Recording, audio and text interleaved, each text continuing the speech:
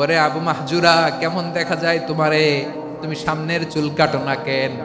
আবু মাহজুরা বলে, আমি হাঁটু গেড়ে পেয়ারা নবীর সামনে বসেছিলাম, আমার এই মাথার চুলের মধ্যে মুবারক হাত লাগিয়ে বিশ্বনবী নিজে আমাকে আজানের প্রতিটা বাক্য শিক্ষা দিয়েছেন।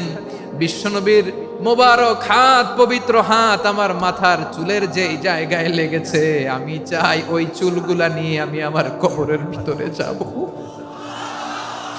সাইয়েদনা আবু মাহজুরা রাদিয়াল্লাহু তাআলা আনহু ইন্তেকালের আগের পর্যন্ত মাথার সামনের চুলগুলা কাটে নাই। আজারি সাহেবের আগমন আদ্দিন ফাউন্ডেশনের পক্ষ থেকে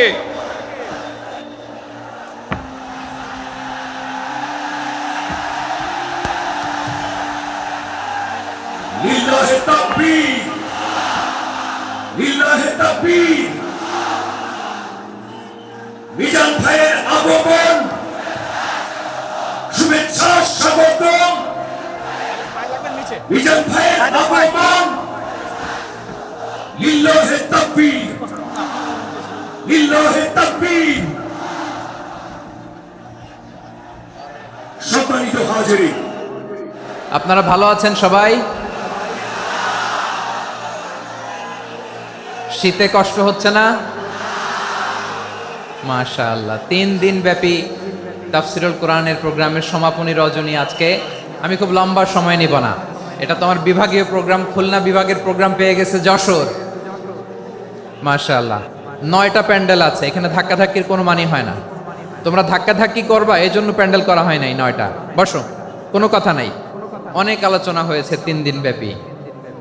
দেশ বরেণ্য প্রথিতযশা ওলামায়ে হযরতের মুখে আপনারা অসংখ্য কথা শুনেছেন। আমলের জন্য এগুলোই যথেষ্ট, নতুন করে আমার বলার কিছুর দরকার নাই।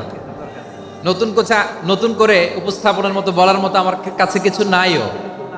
যা বলার 1500 বছর আগে আল্লাহ তাআলা উম্মাকে বলে দিয়েছেন, ঠিক কিনা?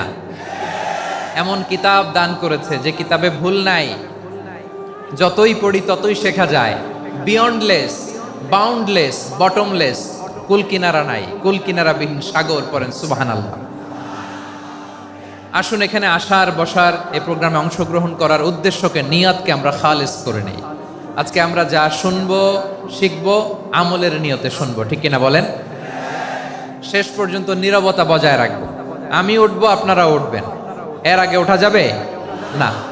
স্কেজিউলে একটু চেঞ্জ এসেছে, এশার সালাত হয়নি। আমার আলোচনার পরপরই আজান হবে, এশার সালাতে আমরা জামাতে অংশগ্রহণ করে একসাথে বিদায় নেব ইনশাল্লাহ। বলেন, যে টপিকটি নিয়ে আমি আপনাদের সামনে আজকে কথা বলতে চাই, টপিকটি অনেক গুরুত্বপূর্ণ। টপিকটি হচ্ছে হিউম্যান রিসোর্স ডেভেলপমেন্ট, মানব সম্পদ উন্নয়ন। কারণ আল্লাহ তাআলা আমাদের যা দেখ আর না দেখ এটা দিছে। মানুষ আর মানুষ, 18 কোটি মানুষ, ঠিক কিনা? এই 18 কোটির জনসংখ্যার দেশে বসবাস করে আমরা খুশি না বেজার? খুশি হইতে হবে, বেজার হইেন না। জাপানের খবর জানেন? তাদের গ্রোথ রেট নিচের দিকে, উল্টো। জনসংখ্যা নাই, বাচ্চা নিলে, সন্তান নিলে গভর্নমেন্ট তাদের টাকা দেয়। আমাদেরকে আল্লাহ তাআলা দয়া করে, মায়া করে এই সম্পদটা দিয়েছেন। এই মানব সম্পদকে যেন আমরা কাজে লাগাই ইনশাআল্লাহ। পড়েন সবাই। হিউম্যান রিসোর্স ডেভেলপমেন্ট অনেক জনগুরুত্বপূর্ণ বিষয়, খুব সেন্সিটিভ বিষয়, বুঝতে হবে। যশোরের স্মার্ট ছেলেরা, এই যে আমি যাদেরকে দেখতে পাচ্ছি, all are the Gen Z of Jashore. যারা জেন জি, ওরা স্মার্ট, ওরা ইশারা ইঙ্গিতে কাজ করে। এই যে পুরো গদি উল্টায় দিছে, ঠিক কিনা? 24-এর ছাত্র নাগরিক অভ্যুত্থান আমাদের দেখিয়ে দিচ্ছে কিভাবে চোখের ইশারায় গদি উল্টে দিতে হয়। তো এই জেনজিদের নিয়ে বসেছি, ওরা তো স্মার্ট, ওরা ডিস্টার্ব করবে না। মেহরবানি করে আমার সাথে কানেক্ট করো, 1 to 1, brain to brain, eye to eye, eye contact করো আমার সাথে। তাকাও, কষ্ট হলো আমার দিকে তাকাও, আওয়াজ করা যাবে না, আমার দিকে তাকাও। প্রিয় ভাইয়েরা, হিউম্যান রিসোর্স ডেভেলপমেন্টের ব্যাপারে কিছু কথা বলবো। এই যে আমাদের বিশাল জনসংখ্যা, এই জনসংখ্যাকে কি করে জনসম্পদে রূপান্তরিত করা যায় এ ব্যাপারে কথা বলবো। আমি সূরাতু বনী ইসরাইলের 70 নম্বর আয়াত তেলাওয়াত করেছি। এই আয়াতের আলোকে কিছু কথা আমি আপনাদের সামনে বলবো। আল্লাহ তাআলা ইরশাদ করছেন, ওয়ালাকাদ কাররামনা بني آدم وحملناهم في البر والبحر ورزقناهم من الطيبات وفضلناهم على كثير ممن خلقنا تفضيلا পড়েন আল্লাহু আকবার।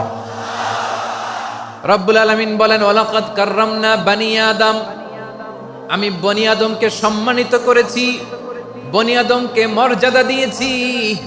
ওয়া হামালনাহুম ফিল বাররি ওয়াল বাহর, বনি আদমকে জলে স্থলে স্থলে এবং সমুদ্রে চলাচলের বাহন দিয়েছি।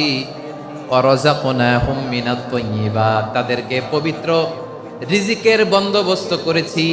ওয়া ফাদ্দালনাহুম আলা কাসীরিম মিম্মান খালাকনা তাফদীলা, আর আমি আল্লাহ যাদেরকে সৃষ্টি করেছি তাদের মধ্য থেকে বনি আদমকে আমি শ্রেষ্ঠ বানিয়েছি। আমরা শ্রেষ্ঠ, আমরা আশরাফুল মাখলুকাত। আমরা কি এই যে এমনি চিল্লাচিল্লি করে জিজ্ঞেস করলে বলে না, আমরা আশরাফুল মাখলুকাত। আমরা কি শ্রেষ্ঠ, সবার চেয়ে সেরা। আমাদের মতো করে আল্লাহ কাউকে বানায় নাই। দুই পায়ে ভর করে শির দ্বারা এরকম স্ট্যান্ড রেখে মাথা উঁচু করে দাঁড়াতে পারে এরকম কোন প্রাণী পৃথিবীতে আছে?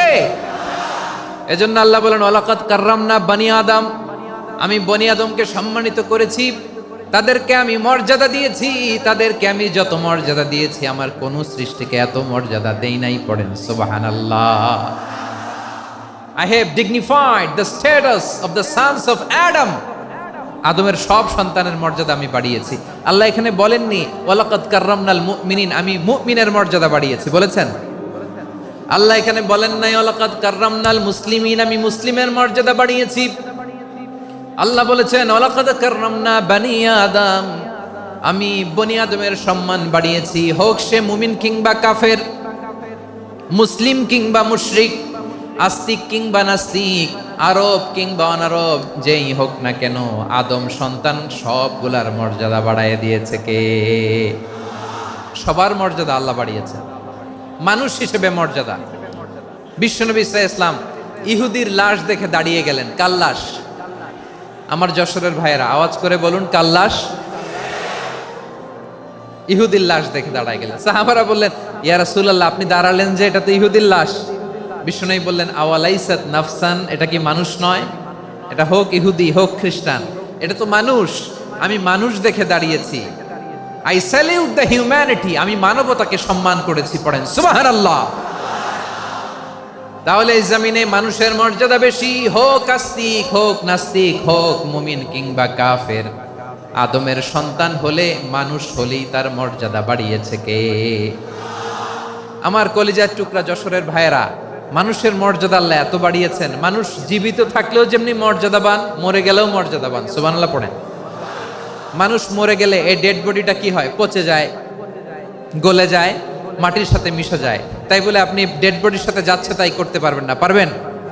কেউ যদি অন্যায় করে তাকে যদি আপনি শাস্তির আওতায় আনেন, যা মনে চায় করতে পারবেন না। তারা আগুন দিয়ে পোড়াতে পারবেন না, নাক কাটতে পারবেন না, কান কাটতে পারবেন না, অঙ্গ বিকৃতি করতে পারবেন না।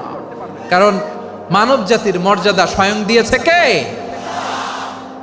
ডেড বডি পচে যাবে, গলে যাবে। তারপর ইসলাম বলে না, খবরদার, এই মরা লাশটারও একটা মর্যাদা আছে না নাই? ইসলাম বলে এই লাশটা গলে যাবে, পচে যাবে, কিন্তু এটার অমর্যাদা করো না। কর্পূর দিয়ে, খেজুর পাতা দিয়ে, এটাকে ওয়ার্ম ওয়াটার দিয়ে, গরম পানি দিয়ে ধৌত করো। সাদা শুভ্র ধবধবে কাপড় দিয়ে লাশটাকে তুমি কাভার করো। তারপরে খাটিয়ার মধ্যে লাশটাকে রেখে বিশাল একটা প্রোগ্রাম করো, একটা ফিউনারাল প্রোগ্রাম করো। ওই প্রোগ্রামের ডানে বায়ে পেছনে লাশটারে রাখলে হবে না, প্রোগ্রামের একেবারে সামনটাতে তুমি লাশটাকে রাখো। সুবহানাল্লাহ। একটা ফিউনারাল প্রোগ্রাম করতে হবে, তাকে শেষ বিদায় জানাতে হবে, যেটাকে আমরা জানাজা বলি। কি বলি? জানাজা মানে মাইয়েতের জন্য দোয়া, তার জন্য দোয়া করা হয়। তাকে একটা সিস্টেমেটিক অর্ডারে কবরে রাখা হয়, সুন্দরভাবে সেটাকে কবরস্থ করা হয়, মাটি দেয়া হয়, পানি দেয়া হয়। তার মানে মরে গেলেও মানুষের সম্মান বাড়ায় দিয়েছে কে? এজন্য আল্লাহ বললেন ওয়ালাকাদ কাররামনা বানি আদম, বনি আদমের সম্মান মর্যাদা আমি আল্লাহ বাড়িয়ে দিয়েছি। মানুষের সম্মানে তুমি কখনো আঘাত করো না, ঠিক কিনা? তাহলে ভাই, প্রথম মেসেজ হচ্ছে the first and foremost message tonight to the people of জাসর। আল্লাহ বলেন, I have dignified the status of son of Adam. আমি বনি আদম সবার মর্যাদা বাড়িয়ে দিয়েছি, হোক আস্তিক নাস্তিক, হোক কাফের কিংবা মুশরিক, তার মর্যাদা বাড়াই দিছে কে? যখন বন্যা হয় আমরা ত্রাণ নিয়ে যাই, আমরা শুধু মুসলমানদেরকে ত্রাণ দেই নাকি? হ্যাঁ, আমরা মুসলমানকেও দেই, অমুসলমানকেও দেই, হিন্দুকেও দেই, বৌদ্ধকেও দেই। যেখানেই মানবতা বিপন্ন সেখানে ইসলামের হেল্পিং হ্যান্ড আছে না নাই? সুবহানাল্লাহ, কি দিন আমরা পেয়েছি, কি বিধান আমরা পেয়েছি। ওয়ালাকাদ কাররামনা বনি আদম, আমি বনি আদমকে সম্মানিত করেছি। এরপর আল্লাহ বললেন, ওয়া হামালনাহুম ফিল বাররি ওয়াল বাহর, মানুষকে স্থলে এবং সমুদ্রে চলাচলের বাহন আমি দিয়েছি। স্থলে কিভাবে চলবে, জলে কিভাবে চলবে, এই বাহনের ব্যবস্থা করেছে কে? এই জেনজি, এই স্যামড়া, ইরাম করতেছো কিসের জন্য? হ্যাঁ, ইরাম করলে চলবি? হ্যাঁ, বস বস বস বস। আওয়াজ করতেছো কেন? দিবা না, কথা বলতে দিবা না আমাকে? তো এইটা বুঝি তোমাদের ভালোবাসার নমুনা? তোমাদের ভালোবাসার কারণে যদি আমি কোথাও দাঁড়াতেই না পারি, কোথাও বসতে না পারি, কোথাও দুটা কথা বলতে না পারি, এই ভালোবাসা দিয়ে কি হবে আমার? বরং ঘামতে ঘামতে ঘর্মাক্ত হব, রক্তাক্ত হব। কিন্তু সেন্ট্রাল থেকে, সেন্ট্রালি যে ইনস্ট্রাকশন আসবে, সেই ইনস্ট্রাকশনের এক চুল আমরা ডানে বায়ে যাব না।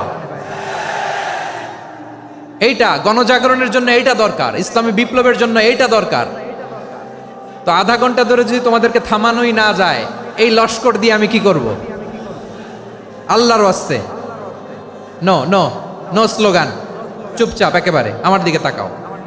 আল্লাহ বললেন, ওয়া হামালনাহুম ফিল বাররি ওয়াল বাহর, জলে স্থলে আমি চলাচলের যানবাহনের ব্যবস্থা করেছি। আমরা স্থলে ঘোড়ার উপরে চড়ি, উটের উপরে চড়ি, গাড়ির উপরে চড়ি। এই যে গাড়ির ইঞ্জিন বানাইছি আমরা, এটার মেধা দিয়েছে কে? আবার সাগরের মধ্যে আমরা নৌযান, জলযান, বড় বড় জাহাজ দিয়ে এক মহাদেশ থেকে আরেক মহাদেশ যাই, এক দেশ থেকে মালামালগুলো আরেক দেশে পাঠাই। সাগরের ভেতরে নৌকাগুলোরে ধরে রাখলো কে? ওয়াল ফুলকিল্লাতি তাজরি ফিল বাহরি বিমা ইয়ানফাউন নাস, মানুষের উপকার আছে এরকম সরঞ্জামাদি নিয়ে সাগরের উপরে বিশাল বিশাল জলযানগুলো চলে। এগুলো ডুবে যায় না, কাত হয়ে যায় না, পড়ে যায় না। এগুলোকে স্থিতিস্থাপকতাকে ঠিক করে রাখলো কে? আপনারা জাহাজ দেখেছেন? জাহাজ, হ্যাঁ, বাড়ি চট্টগ্রাম হইলে দেখতে পারতেন। দেখছেন? বিশাল বিশাল জাহাজ, বিশাল জাহাজ মালামাল নিয়ে এক মহাদেশ থেকে আরেক মহাদেশে যায়। গত মাসে আমার জাপান সফর ছিল। এই যে বাংলাদেশে যে গাড়িগুলো চালান, বেশিরভাগ গাড়ি আসে কিন্তু জাপান থেকে।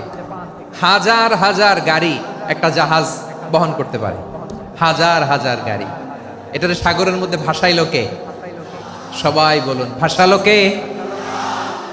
হাজার হাজার গাড়ি নিয়ে জাপানিজ গাড়িগুলো আমাদের চট্টগ্রামের এয়ারপোর্টের বন্দরে ভিড়ে। যুক্তরাষ্ট্রে আমি দেখেছি বিশাল বিশাল জাহাজ। আপনারা টাইটানিক জাহাজের নাম শুনেছেন? টাইটানিকেরও 8 গুণ 10 গুণ বড়। সুবহানাল্লাহ কইবেন না? টাইটানিক জাহাজের 8 গুণ 10 গুণ বড় একটা জাহাজ আছে, আইকন অফ দ্য সি, আমি দেখে এসেছি। রয়্যাল ক্যারিবিয়ান দেখে এসেছি। সাগরের সামনে জেটিতে যখন দাঁড়ালাম, জাহাজটা যখন যায়, আমার মনে হচ্ছে একটা শহর, গোটা শহর, the entire city is floating on the water.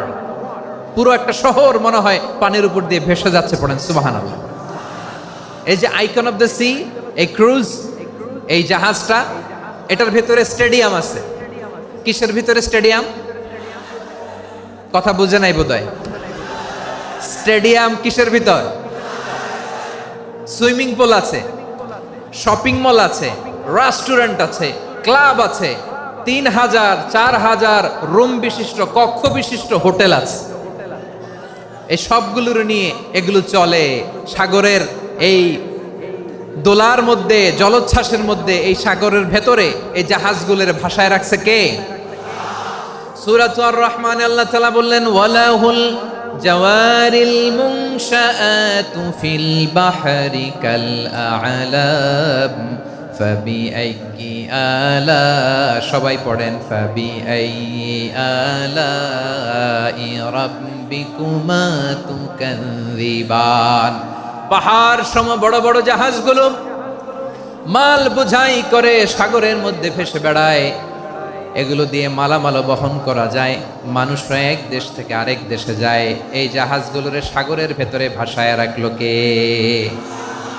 এই আয়াতের ভেতরে আল্লাহ তাআলা সূরাত বানী ইসরাঈলের এই চমৎকার আয়াতের ভেতরে আল্লাহ তাআলা বেসিকলি মানব জাতির প্রতি তার 4টি স্পেশাল অনুগ্রহের কথা বলেছেন। কয়টি?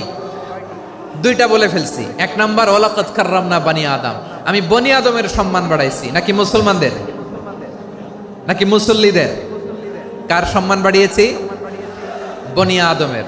তাহলে human dignity, the first part of the verse talks about the human dignity. 2 number অংশ আল্লাহ তাআলা বললেন ওয়া হামালনাহুম ফিল বাররি ওয়াল বাহর, স্থলে এবং সমুদ্রে আমি তাদের জন্য চলাচলের বাহন দিয়েছি। সুবহানাল্লাহ। তার মানে smooth movement on land and sea, জলে এবং স্থলে যাতে আমরা স্মুথলি মুভ করতে পারি আল্লাহ তাআলা দিয়েছেন। 3 নম্বরে আল্লাহ তাআলা বললেন ওয়া রাযাকনাহুম মিনাত তাইয়্যিবাত, মানুষের জন্য আমি পবিত্র রিজিকের ব্যবস্থা করেছি। জলে এবং স্থলে যত প্রাণী আছে সবগুলা প্রাণীকে রিজিক দেয় কে? আমাদেরকে রিজিক দেয় কে? সাগরের মাছগুলোকে, বড় বড় তিমি মাছগুলোরে রিজিক দেয় কে? বাতাসের মধ্যে ভেসে বেড়ানো বড় বড় পাখিগুলো, স্ক্যান্ডিনেভিয়ান কান্ট্রি থেকে লক্ষ লক্ষ কোটি কোটি পাখিগুলো যে এক দেশ থেকে আরেক দেশে ট্রান্সফার হয়, এগুলোর রিজিক দেয় কে? রব্বুল আলামিন বলেন ওয়ামা মিন দাব্বাতিন ফিল আরদি ইল্লা আলাল্লাহি রিজকুহা ওয়া ইয়ালামু মুস্তাকাররাহা ওয়া মুস্তাওদাআহা কুল্লুম ফি কিতাবিম মুবিন। আল্লাহু আকবার। রব্বুল আলামিন বলেন ভূপৃষ্ঠে বিচরণশীল যত প্রাণী আছে সব প্রাণীগুলোকে আমি আল্লাহ আমার নিজের কুদরতে রিজিকের বন্দোবস্ত করি। এই প্রাণীগুলো কোথায় থাকে, কোথায় যায়, সব জায়গায় আমি রিজিক পৌঁছে দেই। রিজিক কেউ দিতে পারে না, রিজিকের মালিক কে? রিজিকের মালিক তিনি আল্লাহ। এজন্য আল্লাহ তাআলা বললেন ওয়ারাযাকনাহুম মিনাত তাইয়্যিবাত। এরপর আল্লাহ বললেন ওয়া ফাদ্দালনাহুম আলা কাসীরিম মিম্মান খালাকনা তাফদীলা। আমি যত প্রাণী সৃষ্টি করেছি সকল প্রাণীর মধ্যে মানুষের মর্যাদা শ্রেষ্ঠত্ব আমি দিয়েছি। সুবহানাল্লাহ পড়েন। তাহলে 1 নম্বরে আল্লাহ বললেন আমি বনি আদমের মর্যাদা বাড়ালাম। এরপরে বললেন স্থলে এবং সমুদ্রে চলাচলের জন্য যানবাহন দিলাম। 3 নম্বরে আল্লাহ বললেন পবিত্র রিজিকের ব্যবস্থা করে দিলাম। এরপরে আল্লাহ বললেন যত প্রাণী আছে, সৃষ্টি আছে, সবগুলার উপরে আমি মানুষকে শ্রেষ্ঠত্ব দিলাম। সুবহানাল্লাহ। তাহলে সবচেয়ে বেশি শ্রেষ্ঠত্ব মানুষের। কার? মানুষের। শুধু তাই নয় প্রিয় ভাইরা, আকাশ এবং জমিনে যা কিছু আছে সবকিছু মানুষের জন্য, মানুষের কল্যাণে, মানুষের প্রয়োজনে, মানুষের বশীভূত করে সৃষ্টি করেছেন কে? রব্বুল আলামিন বলেন হুয়াল্লাযী খালাকা লাকুম মা ফিল আরদি জামিআ। এই জমিনের মধ্যে যা কিছু আমি আল্লাহ সৃষ্টি করেছি সব কিছু আমি মানুষের জন্য সৃষ্টি করেছি। পড়েন সুবহানাল্লাহ। হুয়াল্লাযী খালাকা লাকুম মা ফিল আরদি জামিআ, যা আছে সব আমাদের জন্য, সব আমাদেরকে সার্ভিস দেওয়ার জন্য, আমাদের উপকারের জন্য, আমাদের কল্যাণের জন্য। আওয়াজ করে সবাই পড়ুন আল্লাহু আকবার। অন্য আয়াতে আল্লাহ বললেন ওয়াসাখখারা লাকুম মা ফিস সামাওয়াতি ওয়া মা ফিল আরদি জামিআম মিন ইন্না ফি যালিকা লাআয়াতিন লিকাউমি ইয়াতাফাক্কারুন। প্রথমে আয়াতে আল্লাহ বললেন জমিনে যা আছে সব তোমাদের কল্যাণে আমি সৃষ্টি করলাম। এরপরে আল্লাহ বললেন, আকাশেও যা আছে সব তোমাদের জন্য সৃষ্টি করলাম, তোমাদের অনুগত বানায় দিলাম। পড়েন সুবহানাল্লাহ। মানুষের কি ব্রেইন দেখেন, মানুষ জমিন ছেড়ে আকাশে চলে যায়। পাখি দেখে মানুষের শখ হলো, পাখি যেহেতু উঠতে পারে আমরাও পারবো। অরবিল রাইট, উইলবার রাইট, দুই ভাই মিলে আঁকাঝোঁকা করতে করতে করতে করতে প্লেন বানায় ফেললো। কোন সুবহানাল্লাহ। এখন পাখিও ওরে, আমরাও ওরি। এরপরেই মানুষের কৌতূহল থামে না এখানে, মানুষ চলে গিয়েছে চাঁদে। কোথায় গেছে? এখন কিন্তু চাঁদে জমি বিক্রি হয় জানেন। পৃথিবী নিয়ে মারামারি শেষ, রাশিয়া আমেরিকা এখন ধরছে চাঁদ আর মঙ্গল গ্রহ। এখন চাঁদে জমি বিক্রি হয়, মঙ্গলে জমি বিক্রি হয়। এই চাঁদ, মঙ্গল, বৃহস্পতি, শনি সব আল্লাহ তাআলা আমাদের জন্য বানিয়েছেন। সুবহানাল্লাহ পড়েন। মানুষ সাগরের উপরে চড়ে, শূন্যে ভেসে বেড়ায়, পাহাড় কেটে সুড়ঙ্গ বানায়, টানেল বানায়। মানুষ ব্রডব্যান্ডের লাইন নিয়ে যায় সাগরের ভেতর দিয়ে, এক দেশ থেকে আরেক দেশে, এক মহাদেশ থেকে আরেক মহাদেশে। সুবহানাল্লাহ পড়েন। তার মানে গোটা বিশ্বের সব কিছুর উপরে control, superiority over all creatures, সব কিছুর উপর কন্ট্রোল, মনিটরিং, নিয়ন্ত্রণ, এটা প্রতিষ্ঠা করে দিয়েছে কে? এজন্যই মানুষের শ্রেষ্ঠত্ব। ওয়ালাকাদ কাররামনা বানি আদম, আমি বনি আদমের সম্মান বাড়িয়েছি, মর্যাদা আমি বাড়িয়ে দিয়েছি এই কারণে, কারণ মানুষ সব কিছুর উপর নিয়ন্ত্রণ নিতে পারে। মানুষকে নিয়েই কোরআনের সব আলোচনা, মানুষকে নিয়েই কোরআনের সব। তাই কোরআনের কেন্দ্রীয় আলোচ্য বিষয় হচ্ছে মানুষ।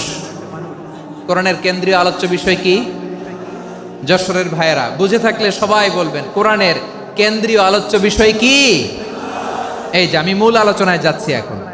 কেন মানুষ কোরআনের কেন্দ্রীয় আলোচ্য বিষয়? এই যে ভাইয়েরা, এই যে হাত জোর করে, এই যে Jessore Gen Z, the smart people of Jessore, হাত জোর করে বলতেছে, হাত জোর করে তোদের কাছে আল্লাহর দোহাই লাগে, স্টপ স্টপ। শুরুতে একবার বলেছে, জায়গা না হলে আস্তে আস্তে ধাক্কা দিবা, সামনে না পিছনে, দিয়ে দিয়ে বেরোয় চলে যাও। এলইডিতে দেখো, এই যে এই যে আল্লাহর ওয়াস্তে জায়গা না হলে ওদিকে যাও। কোরআনের মাহফিলে বিশৃঙ্খলা, এটা কাফিরদের আলামত। কাফিররা শীষ দিত, শীষ। বিশ্বনবী কোরআনের তাফসির করলে কাফিররা শীষ দিত আর ক্ল্যাপিং করত, হুইসেল এন্ড ক্ল্যাপিং। তা আমরা কি এখানে বিশৃঙ্খলা করতে আসছি? তো বারবার থামানো লাগে কেন? কোনো আওয়াজ হবে না, বললাম তো, স্টপ। আওয়াজ করে বলুন, কোরআনের কেন্দ্রীয় আলোচ্য বিষয় কি? সবাই বলেননি। এতগুলো মানুষ উত্তর দিলে এতটুকু আওয়াজ হয়, অন্তত আমি বিশ্বাস করি না। যশোর, আওয়াজ করে বলো, কোরআনের কেন্দ্রীয় আলোচ্য বিষয় কি? মানুষ। এই মানুষ কোরআনের কেন্দ্রীয় আলোচ্য বিষয়। মানুষকে আল্লাহ স্বাধীনতা দিয়েছেন। ফামান শাআ ফালইউমিন ওয়া মান শাআ ফালইয়াকফুর। চাইলে মুমিন হতে পারো, চাইলে কাফের হতে পারো, তোমার ইচ্ছা। তবে জেনে রাখো, মুমিন হলে পাবা জান্নাত, কাফির হলে পাবা জাহান্নাম। নাও দ্য ডিসিশন ইজ ইয়ার্স। সিদ্ধান্ত তোমার, জান্নাতে যাবা না জাহান্নামে যাবা। যশোরের ভাইয়ের আওয়াজ করে বলুন, কই যেতে চান, জান্নাতে না জাহান্নামে? ডান দিকে না বাম দিকে? ডানপন্থী না বামপন্থী? চিল্লা চিল্লি না চুপচাপ? চুপচাপ কয়ে আবার চিল্লাচিল্লি শুরু করে দিচ্ছে। মাশাআল্লাহ। তাহলে কোরআনের কেন্দ্রীয় আলোচ্য বিষয় মানুষ। আমার সাথে থাকতে হবে, তোমাদেরকে নিয়ে আমি আলোচনা শেষ পর্যন্ত যাব। অনেক গুরুত্বপূর্ণ কথা বাকি আছে, আমাকে সহযোগিতা করতে হবে। মাশাআল্লাহ, এই তো ঠান্ডা হয়েছে। হ্যাঁ, ঠিক আছে ঠিক আছে ঠিক আছে। মানুষকে আল্লাহ এত স্বাধীনতা দিয়েছেন, মানুষ চাইলে অনেক ভালো হইতে পারে। ভালোর রাস্তাও খোলা, খারাপ হওয়ার রাস্তাও খোলা। ভালো হইলে মানুষ অনেক ভালো, খারাপ হইলে অনেক খারাপ। ভালো হইলে সবচেয়ে ভালো, খারাপ হইলে সবচেয়ে খারাপ। এজন্য সিদ্ধান্ত আপনাকে নিতে হবে। আল্লাহ তাআলা বলছেন, লাকাদ খালাকনাল ইনসানা ফি আহসানি তাকওয়িম সুম্মা রাদাদনাহু আসফালা সাফিলিন। আমি মানুষকে অনেক সুন্দর অবয়বে, সুন্দর আকৃতিতে সৃষ্টি করেছি। তার শুধু চেহারার ডিজাইনটাই সুন্দর নয়, তার ব্রেনটা বড্ড সুন্দর, তার মানসিকতা বড্ড সুন্দর, তার সৃজনশীলতা বড্ড সুন্দর। পড়েন সুবহানাল্লাহ। আমাদের চেহারা, অবয়ব, ডিজাইন যে সুন্দর তা না, আমাদের ব্রেনটা অনেক সফিস্টিকেটেড ব্রেন। অনেক সফিস্টিকেটেড। এই 1.5 কেজি ব্রেন ইউজ করে মানুষ গোটা বিশ্বে সভ্যতা বিনির্মাণ করেছে, ঠিক কিনা? এই ব্রেন আল্লাহ তাআলা আমাকে দিয়েছে। এটারে কাজে লাগালে, আপনার 6 সেন্স কাজে লাগালে আপনি অনন্য মানুষ হয়ে উঠবেন, মহামানবে রূপান্তরিত হবেন। মানুষ হতে পারে, চাইলেই মহামানব হতে পারে। আবার যদি মানুষ চায় খারাপও হতে পারে। আল্লাহ বললেন শুধু ভালোই না, ভালো হতে চাইলে অনেক ভালো তুমি হতে পারো, আবার খারাপ হতে চাইলে অনেক খারাপ তুমি হতে পারো। সুম্মা রাদাদনাহু আসফালা সাফিলিন। খারাপ হলে একেবারে খারাপ হতে পারো, নিকৃষ্ট হলে একেবারে নিকৃষ্ট হতে পারো, ভালো হলেও ভালো হতে পারো। কোন সুবহানাল্লাহ। এবার আওয়াজ করে বলুন, ভালো হতে চাই না খারাপ, শ্রেষ্ঠ না নিকৃষ্ট? মানুষ ভালো হলে মানুষ ফেরেশতার চেয়েও ভালো, মানুষ খারাপ হলে সে পশুর চেয়েও খারাপ। কথা ঠিক কিনা বলেন? ভালো হলে ফেরেশতার চেয়েও ভালো, খারাপ হলে পশুর চেয়েও নিকৃষ্ট।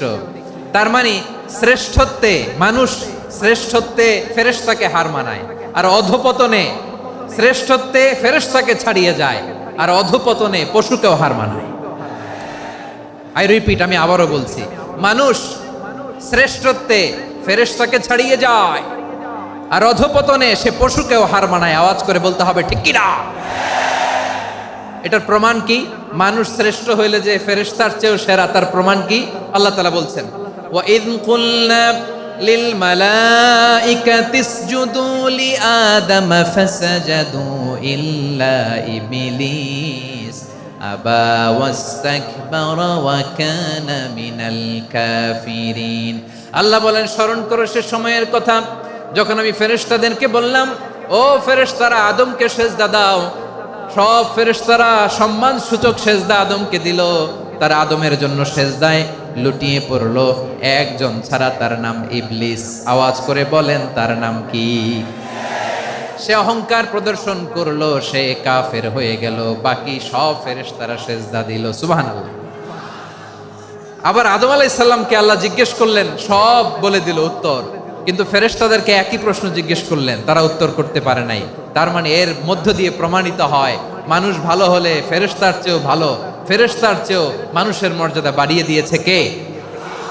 সব নূরের ফেরেশতা যখন মাটির আদমকে সেজদা দেয়, এটা প্রমাণ করে ফেরেশতার চেয়েও মানুষের মর্যাদা বাড়িয়ে দিয়েছে কে? তুমি মাটির আদমকে প্রথম সৃষ্টি করিয়া ঘোষণা করিয়া দিলে শ্রেষ্ঠ বলিয়া, তাই তো নূরের ফেরেশতা করে আদমকে সেজদা। ঠিক কিনা বলেন? তাই তো নূরের ফেরেশতা করে আদমকে সেজদা, সবার চেয়ে সম্মান দিলে মাটির আদমকে। আল্লাহু আল্লাহু তুমি জাল্লে জালালুহু, শেষ করা তো যায় না গে তোমার গুণগান। পড়েন না? পড়েন। আল্লাহু আল্লাহু তুমি জাল্লে জালালুহু, শেষ করা তো যায় না গে তোমার গুণগান। আল্লাহু আল্লাহু, আল্লাহু আকবার। আদমের মর্যাদা বেশি, মানুষের মর্যাদা বেশি, মানুষ শ্রেষ্ঠ, তার প্রমাণ নূরের ফেরেশতা মাটির আদমকে সেজদা করে। আওয়াজ করে বলেন ঠিক কিনা? তাহলে মানুষ ভালো হলে ফেরেশতার চেয়ে ভালো, আবার মানুষ যদি খারাপ হয় সে পশুর চেয়েও খারাপ, অধপতনে পশুত্বকে হার মানায়। তার প্রমাণ, তার প্রমাণ কি? তার প্রমাণ হচ্ছে যশোরের ভাইরা দেখবেন পত্রিকায় নিউজ পেপারে মাঝে মাঝে এরকম দেখা যায়, এক মানুষ আরেক মানুষকে হত্যা করে 20 টুকরা করে বস্তার ভিতরে ভরেছে। আপনারা এই নিউজ পড়েন নাই না? দেখেন নাই? দেখছেন? মানুষ মানুষকে হত্যা করে কয় টুকরা? জোরে বলেন। এখানেই ক্ষান্ত হয় না, আবার কোথায় ভরছে? বস্তার ভেতরে। আচ্ছা, বুঝে থাকলে আওয়াজ করে বলেন, কোনদিন শুনছেন একটা হাতি আর একটা হাতিকে হত্যা করে 20 টুকরা করছে, এরপরে বস্তার ভিতরে ভরছে? হয়েছে?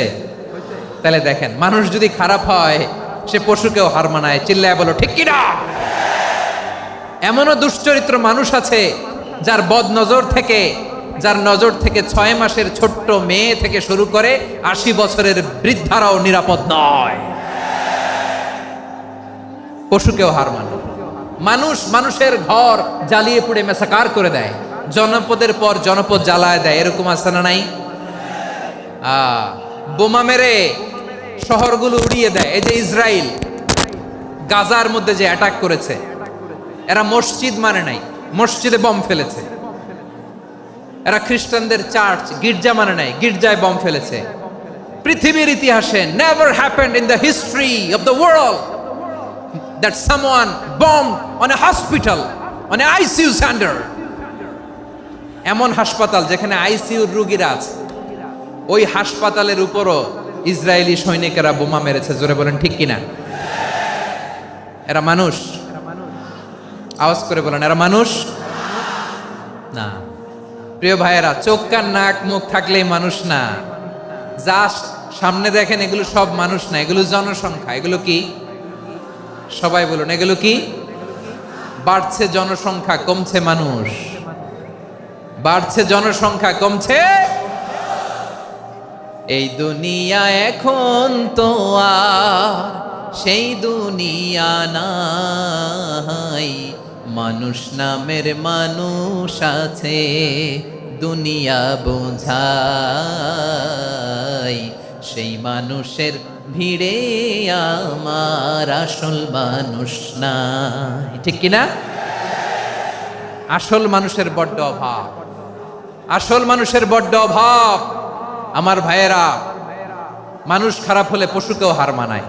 আচ্ছা, আওয়াজ করে বলেন, এই যশোরের ছেলেরা এদিক তাকাও, আওয়াজ করে বলো, যে ইসরায়েলি সোলজাররা উপর থেকে বোমা মারলো, তারাও মানুষ? তারাও কি? ওরাও রক্তে মাংসে মানুষ, ওদেরও পরিবার আছে। বোমা মেরে যেই মেয়েটাকে তারা অনাথ বানায়, ইয়াতিম বানায়, ও কিন্তু বাসায় ওর মেয়েটাকে রেখে আসছে। ঠিক কিনা বলেন? বম্বিং করে যে বাবাকে মেরে, স্বামীকে মেরে স্ত্রীকে বিধবা বানায়, তারও ঘরে স্ত্রী আছে। উপর থেকে বম মেরে মানুষ মেরে দিচ্ছে, তারাও মানুষ। 1945 সালের 6ই আগস্ট আমেরিকান সোলজাররা হিরোশিমায় বম মেরেছে। আমি নিজে দেখে এসেছি জাপানের হিরোশিমাতে। সকাল 8:15 মানুষ কেউ অফিসে যাচ্ছিল, কেউ খেতে খামারে কাজ করতে যাচ্ছিল। লিটল বয় নামে একটা বোম মেরেছে তারা।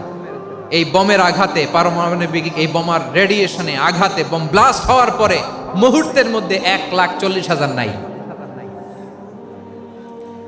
উপর থেকে যারা মারতেছে এরাও মানুষ, যাদেরকে মারলো তারাও। তার মানে মানুষে মানুষে পার্থক্য আছে না? নেই? মানুষে মানুষে পার্থক্য আছে। নাক কান চোখ মুখ থাকলেই মানুষ নয়। বাড়ছে জনসংখ্যা, কমছে মানুষ। চিল্লায় বলো ঠিক কিনা? তাহলে আমরা বুঝলাম, মানুষ ভালো হলে অনেক ভালো, খারাপ হলে অনেক খারাপ। ও আমার কলিজার টুকরা যশোরের ভাইয়েরা, আসুন না 3 দিন ব্যাপী এই তাফসিরুল কোরআনের ঐতিহাসিক প্রোগ্রাম থেকে আমরা সিদ্ধান্ত নেই, আমরা ভালো মানুষ হব নাকি খারাপ মানুষ হব। কলিজা থেকে, প্রাণ থেকে আওয়াজ করে সবাই বলুন, ভালো মানুষ নাকি খারাপ মানুষ? ভালো মানুষ হইতে হবে।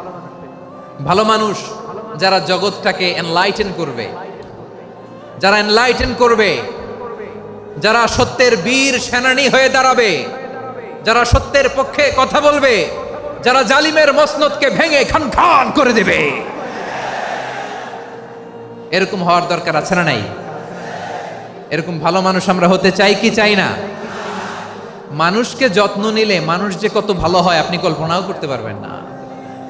এই যে আপনাদের যশোরে যে ভালো ছেলেগুলো আছে, যে ভালো তরুণগুলো আছে, যে যুবকগুলো আছে, যে ভালো আলেমরা আছে, ভালো নেতারা আছে, সবাই যদি তাদের মতো হতো, পুরো যশোরটা একটা জান্নাতের টুকরা হয়ে যেত। আওয়াজ করে বলেন ঠিক কিনা?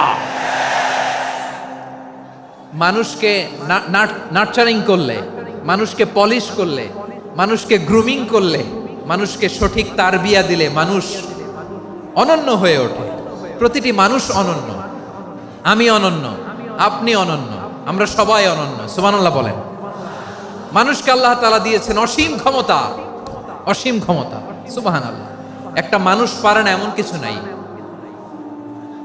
একটা মানুষ পারেন এমন কিছু নাই, বিশ্বাস করতে হবে মানুষ যা কল্পনা করতে পারে ওইটা মানুষ করে দেখাতে পারে।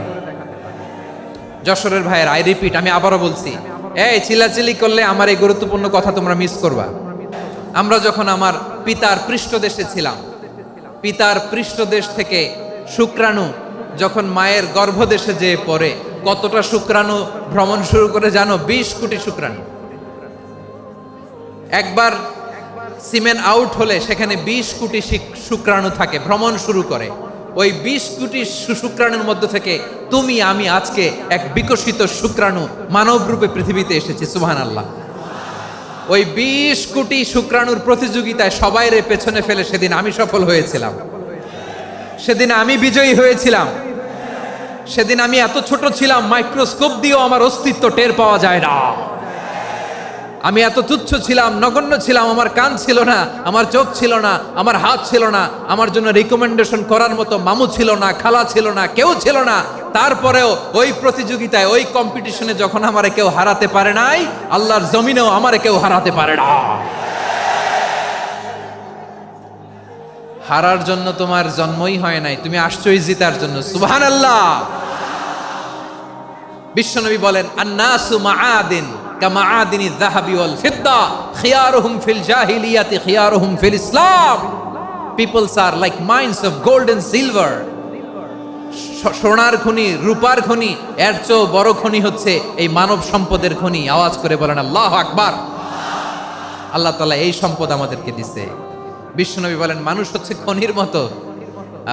খিয়ারুহুম ফিল জাহিলিয়াতি খিয়ারুহুম ফিল ইসলাম। জাহিলি যুগে যারা সেরা, ইসলামেও তারা সেরা। ইদা ফাকুহু, যদি তারা বুঝবান হয় তাহলে তাদেরকে সেরা বানায় দিবে কে?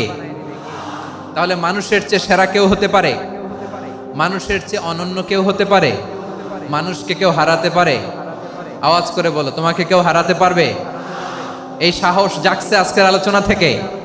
আমি তুমি অনন্য, আমাকে তোমাকে হারায় দেওয়া এত সহজ না, ঠিক কি না? একটা কথা জীবনের সাথে সেট করে নিতে হবে, আমি জিতি নয় শিখি, আমি কখনো হারি না। জীবনের সাথে সেট করে নাও, জেনজি অফ জেসর, আমি কখনো হারি না, আমি হয় জিতি নয় শিখি। চিল্লায় বলো ঠিক কি না? আমি কখনো হারি না, আমার হারানো এত সোজা না।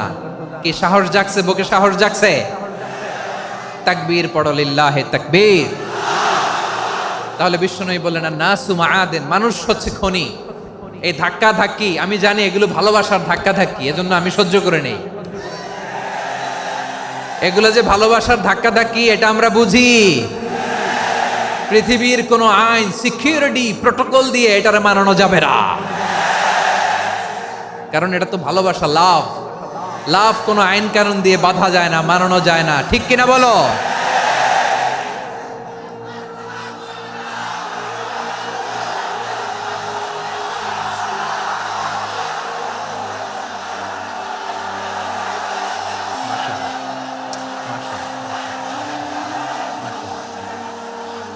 ঠিক আছে, বসুন বসুন বসুন।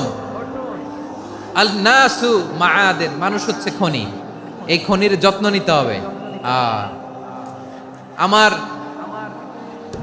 মা বাবা যারা এসেছেন, আপনার ছেলে মেয়ের যত্ন নেন। আপনার ছেলের মধ্যে যে কি পটেনশিয়াল আপনি জানেন না। আপনার এই ছোট্ট অবুজ ছেলেটাই আগামী দিনের শায়েখ আহমদুল্লাহ হবে। আপনার হেফজখানায় পড়া ওই ছোট্ট ছেলেটাই আগামী দিনের আল্লামা মামুনুল হক হবে। আপনার ওই ছেলেটা আমির হামজা হবে, আব্দুল হাই সাইফুল্লাহ হবে। এভাবে বড় বড় আলেম হবে, তারা যুগশ্রেষ্ঠ আলেম হবে। সেই একদিন এই বাংলাদেশের পার্লামেন্টে যে বক্তব্য দিয়ে যশোরের পক্ষে কথা বলবে। আপনি জানেন না, কাউকে ছোট করবেন না আপনি। ওর কনফিডেন্স আপনি কমাবেন না, আপনি কমাতে পারেন না। প্যান্ডেলে আমার যে মা বোনেরা আছেন, ছেলে মেয়েদেরকে কখনো ছোট করে কথা বলবেন না। ও যে কোথায় যাবে আপনি জানেন না। আপনি মা হয়ে তাকে সাহস দিবেন, তার কল্পনার জগৎটাকে সাজাতে তাকে উৎসাহিত করবেন, ঠিক কিনা বলেন? আর আমার প্যান্ডেলের আমার প্রিয় শ্রদ্ধাশীলা মায়েরা বোনেরা, আপনারা তো আরো দামি সম্পদ। বিশ্বনবী বলেন, আর দুনিয়া কুল্লুহা মাতা। আল্লাহ আল্লাহ আল্লাহ, বিশ্বনবীর কথার ওজন দেখেন, আর দুনিয়া কুল্লুহা মাতা ওয়া খায়রু মাতা'আদ দুনিয়াল মারআতুস সালিহা। বিশ্বনবী বলেন, দুনিয়ায় যা দেখো সব আল্লাহর দেওয়া অ্যাসেট, মানে সম্পদ। আর এত অ্যাসেটের ভিড়ে সবচাইতে শ্রেষ্ঠ সম্পদ হচ্ছে নেককার নারী। সুবহানাল্লাহ। ভাইয়েরা, বোনের সাথে খারাপ আচরণ করো না। সন্তান, মায়ের সাথে খারাপ আচরণ করো না। আমাদের মায়েরা আমাদের asset, they are our priceless asset. কারণ এই মায়েদের পেটে এসেছে আল্লাহর ওলিরা, এই মায়েদের পেটে এসেছে খান জাহান আলী, এই মায়ের পেটে এসেছে শাহজালাল ইয়ামানি, এই মায়ের পেটে এসেছে আল্লাহর সব নবীরা। নাকি নবীরা আকাশ থেকে ধপ করে জমিনে নেমে আসছে? মায়ের পেটে আসছে। এই মায়ের পেটগুলো খনি। আমার সম্মানিতা মায়েরা, বোনেরা, নিজেকে ইসলাম দিয়ে সাজান, নিজেকে ইসলাম দিয়ে সাজান, নিজেকে পবিত্র রাখুন, নিজের আব্রু ইমান ইজ্জতের হেফাজত করুন, কোরআন পড়ুন, সুন্নাহ পড়ুন। আপনি জানেন না আপনার গর্ভে কে আসছে, কোন ক্ষণজন্মা পুরুষকে আল্লাহ তাআলা আপনার গর্ভে পাঠাবে আপনি জানেন না। মায়েরা, নিজেদেরকে পবিত্র রাখুন, ইসলাম চর্চা করুন, কোরআন চর্চা করুন, নৈতিকতা দিয়ে নিজেকে সাজান। যশোরের জেনজি, নিজেদেরকে প্রস্তুত রাখো আগামীর বাংলাদেশের জন্য। নৈতিকতা, মোরালিটি, ভ্যালিউজ দিয়ে নিজেকে সাজাও, ইসলাম দিয়ে নিজেকে সাজাও। কারণ আগামীর বাংলাদেশ ইসলামের বাংলাদেশ। বাংলাদেশের আসল পরিচয় ইসলাম। বাংলাদেশের আসল পরিচয় কি? সবাই বলে না। বাংলাদেশের আসল পরিচয় কি? এই ইসলাম নিয়ে আমরা সংসদ ভবন সাজাবো, রাজি আছি না নাই? শেকড় ভুলে যাওয়া যাবে না। আমরা ধাপে ধাপে শারিয়া আইনের দিকে যাব ইনশাআল্লাহ, কিন্তু জঙ্গিবাদ দিয়ে নয়, কট্টর পন্থা দিয়ে নয়। আমরা ইন্টেলেকচুয়ালি, গ্রাজুয়ালি, ধাপে ধাপে শারিয়া আইনের দিকে মুভ করবো ইনশাআল্লাহ। বলো লিল্লাহি তাকবীর। এদেশের আসল পরিচয় সবাই বলে না, আওয়াজ করে, এদেশের আসল পরিচয়। এদেশে আজান শুনে সূর্য ওঠে শহর গ্রামে, এদেশে আজান শুনে সূর্য ডুবে সন্ধ্যা নামে, এদেশে সকল কাজে সবাই বলে বিসমিল্লাহ, এদেশে ভালো কিছু দেখে শুনে হাসি মুখে সবাই বলে মাশা আল্লাহ। সুবহানাল্লাহ, সুবহানাল্লাহ, সুবহানাল্লাহ, সুবহানাল্লাহ, সুবহানাল্লাহ, সুবহানাল্লাহ, সুবহানাল্লাহ, সুবহানাল্লাহ। ও নবীন তরুণ, তোমার কিসের এত ভয়? জেনে রেখো বাংলাদেশের আসল পরিচয়। বাংলাদেশের আসল পরিচয় ইসলাম। আওয়াজ তুলে বলো, আসল পরিচয় কি? এদেশে পরস্পরে দেখা হলে দেয় সালাম, এদেশে আমজনতার হৃদয় জুড়ে পাক্কালাম। ঠিক কি না? এদেশে বিপদ এলে সর্বজনে সর্বক্ষণে দোয়া পড়ে ইন্না লিল্লাহ, সুবহানাল্লাহ, সুবহানাল্লাহ, সুবহানাল্লাহ, সুবহানাল্লাহ।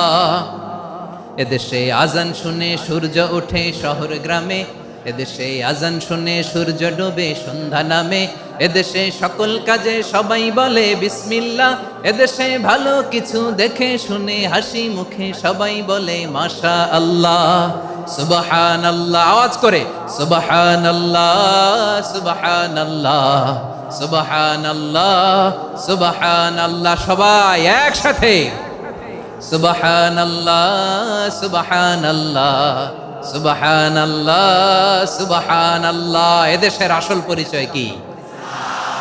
আওয়াজ করে বলতে ভয় লাগে। এদেশের আসল পরিচয় কি? ইসলাম দিয়ে আমাদের সংসদ ভবন চলুক, আমরা চাই কি চাই না? বঙ্গভবনে লা ইলাহা ইল্লাল্লাহর পতাকা উড়ুক, আমরা চাই কি চাই না? প্রতিটি জেলা অফিসে, ডিসি অফিসে লা ইলাহার পতাকা ঝুলুক, আমরা চাই কি চাই না? কারা কারা চাই হাত তুলে আল্লাহরে দেখায়।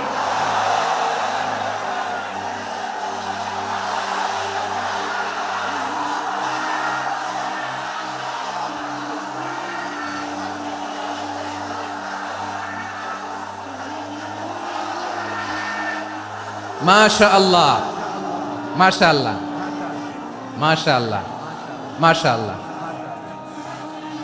যশোর, আওয়াজ করে বলো, ভালো মানুষ না খারাপ মানুষ? বুঝে বলছো তো? মানুষ ভালো হলে যে কত ভালো। এই মানুষকে যত্ন নিলে, মানুষকে মানুষ বানালে যে সে কি হতে পারে শুনবা? হ্যাঁ, নাকি মোনাজাত দিয়ে দিব? শুনবা? তাহলে থামতে হবে। থামো, আমি যখন বলবো থামো থামো, তাকবীরের সময় দিলে তাকবীর। থামো থামো। মানুষকে যত্ন নিলে, এই এদিকে এদিকে, ড্রোন নামায় ফেলো। হয়েছে, ড্রোনের ফুটেজ হয়ে গেছে, এবার ড্রোন নামায় ফেলো। আমার দিকে তাকাও। মানুষকে, তোমরা এদিক সেদিক তাকালে তো গুরুত্বপূর্ণ পয়েন্ট মিস হয়ে যাবে। এদিকে এদিকে, হ্যাঁ মাস, ঠিক আছে, এদিকে। মানুষকে যত্ন নিলে মানুষের মধ্যে যারা কি পটেনশিয়াল রেখেছে। আমি জাপানের দুইটা উদাহরণ দেই। জাপানের, এই এই এভাবে এভাবে হবে, হয় বসো নয় পেছনে, কথা নাই, কথা তো বলাই যাবে না, হারাম কথা বলা। আজকে একেবারে চুপ, আজকের জন্য হারাম করে দিছে আমি, এই কিছু সময়ের জন্য একেবারে নিষিদ্ধ। জাপানের দুইটা উদাহরণ দেই, খেয়াল করে একটু শুনেন, বুঝবেন। আল্লাহ, 2022 সালে জাপানের সাথে জার্মানির খেলা, ফিফা ওয়ার্ল্ড কাপ 2022। এক পক্ষে জাপান, আরেক পক্ষে কোন দেশ? কথা শুনে নাই। এক পক্ষে কোন দেশ, আরেক পক্ষে সবাই। এক পক্ষে, আরেক পক্ষে। ওই খেলায় জিতেছিল জাপান, জিতেছিল 22 সালের এই ফিফা ওয়ার্ল্ড কাপে। জাপান ফুটবল খেলায় জিতে, as a part of their celebration তারা খেলার পরে পুরো স্টেডিয়ামটারে ক্লিন করে, the fan base of Japan. লক্ষ লক্ষ মানুষ খেলা দেখতে যায়, তো এত ডাস্টবিনও তো নাই। তো যারা ডাস্টবিনে জায়গা পায় নাই, তারা এই যে চকলেটের প্যাকেট, পানির বোতল, চিপসের প্যাকেট তারা এদিকে সেদিকে রেখে দিয়েছে। জাপানের ভক্তরা, জাপানের ফলোয়াররা, as a part of their celebration তারা খেলার পরে পুরো স্টেডিয়ামের সব ময়লা আবর্জনা ক্লিন করে তারপরে বিদায় নিয়েছে। তাদেরকে কি ক্লিন করার দায়িত্ব দেওয়া হয়েছিল? এই যশোর, জাপানের যে ছেলেরা খেলা দেখতে গেছিল ওদেরকে কি ক্লিন করার দায়িত্ব দিছিল? তারা কি স্টেডিয়ামের পরিচ্ছন্নতা কর্মী? তাদের আকল, তাদের সিক্স সেন্স তাদেরকে বলেছে। ছোটবেলা থেকে জাপান গভর্নমেন্ট ওদেরকে এত পরিচ্ছন্নতা শেখায়, ক্লিনলিনেস অ্যাওয়ারনেস ক্যাম্পেইন করায়। ক্লাসে আমি দেখেছি, ক্লাসে নিজের বেঞ্চ নিজে মুছে, ক্লাসের মাঝখানে একটা সময় দেয়, নিজের টেবিল নিজে মুছে, নিজের ক্লাসরুমটা নিজে পরিষ্কার করে। রাস্তাঘাটে একটা ধুলা নাই, ময়লা নাই, একটা টিস্যু নাই। খেলার পরে গোটা বিশ্বকে তাক লাগিয়ে দিয়েছে। জাপানের ফ্যানরা সবার রেখে যাওয়া গার্বেজ, টিস্যু, বোতল পরিষ্কার করে তারপরে স্টেডিয়াম থেকে বিদায় নিয়েছে। আমরা কেন এমন হইতে পারলাম না? আমরা কেন এমন হইতে পারলাম না? জাপানের যারা এগুলো করছে ওদের 3টা করে চোখ না? চোখ তো 3টা, জাপানো লাগো, জাপানো লাগো। হাত তো 4টা, কান তো 6টা। হ্যাঁ, নাকি আমার মতো 2 হাত 2 কানওয়ালা মানুষ? চোখে দেখলে ওটা মানুষ না। চিন্তা করছেন? তার মানে জাপানিজদেরকে যে গ্রুমিং করে শিখানোর মাধ্যমে পরিচ্ছন্ন বানানো গেছে।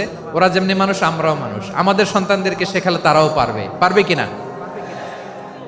2 নম্বর উদাহরণ বলি।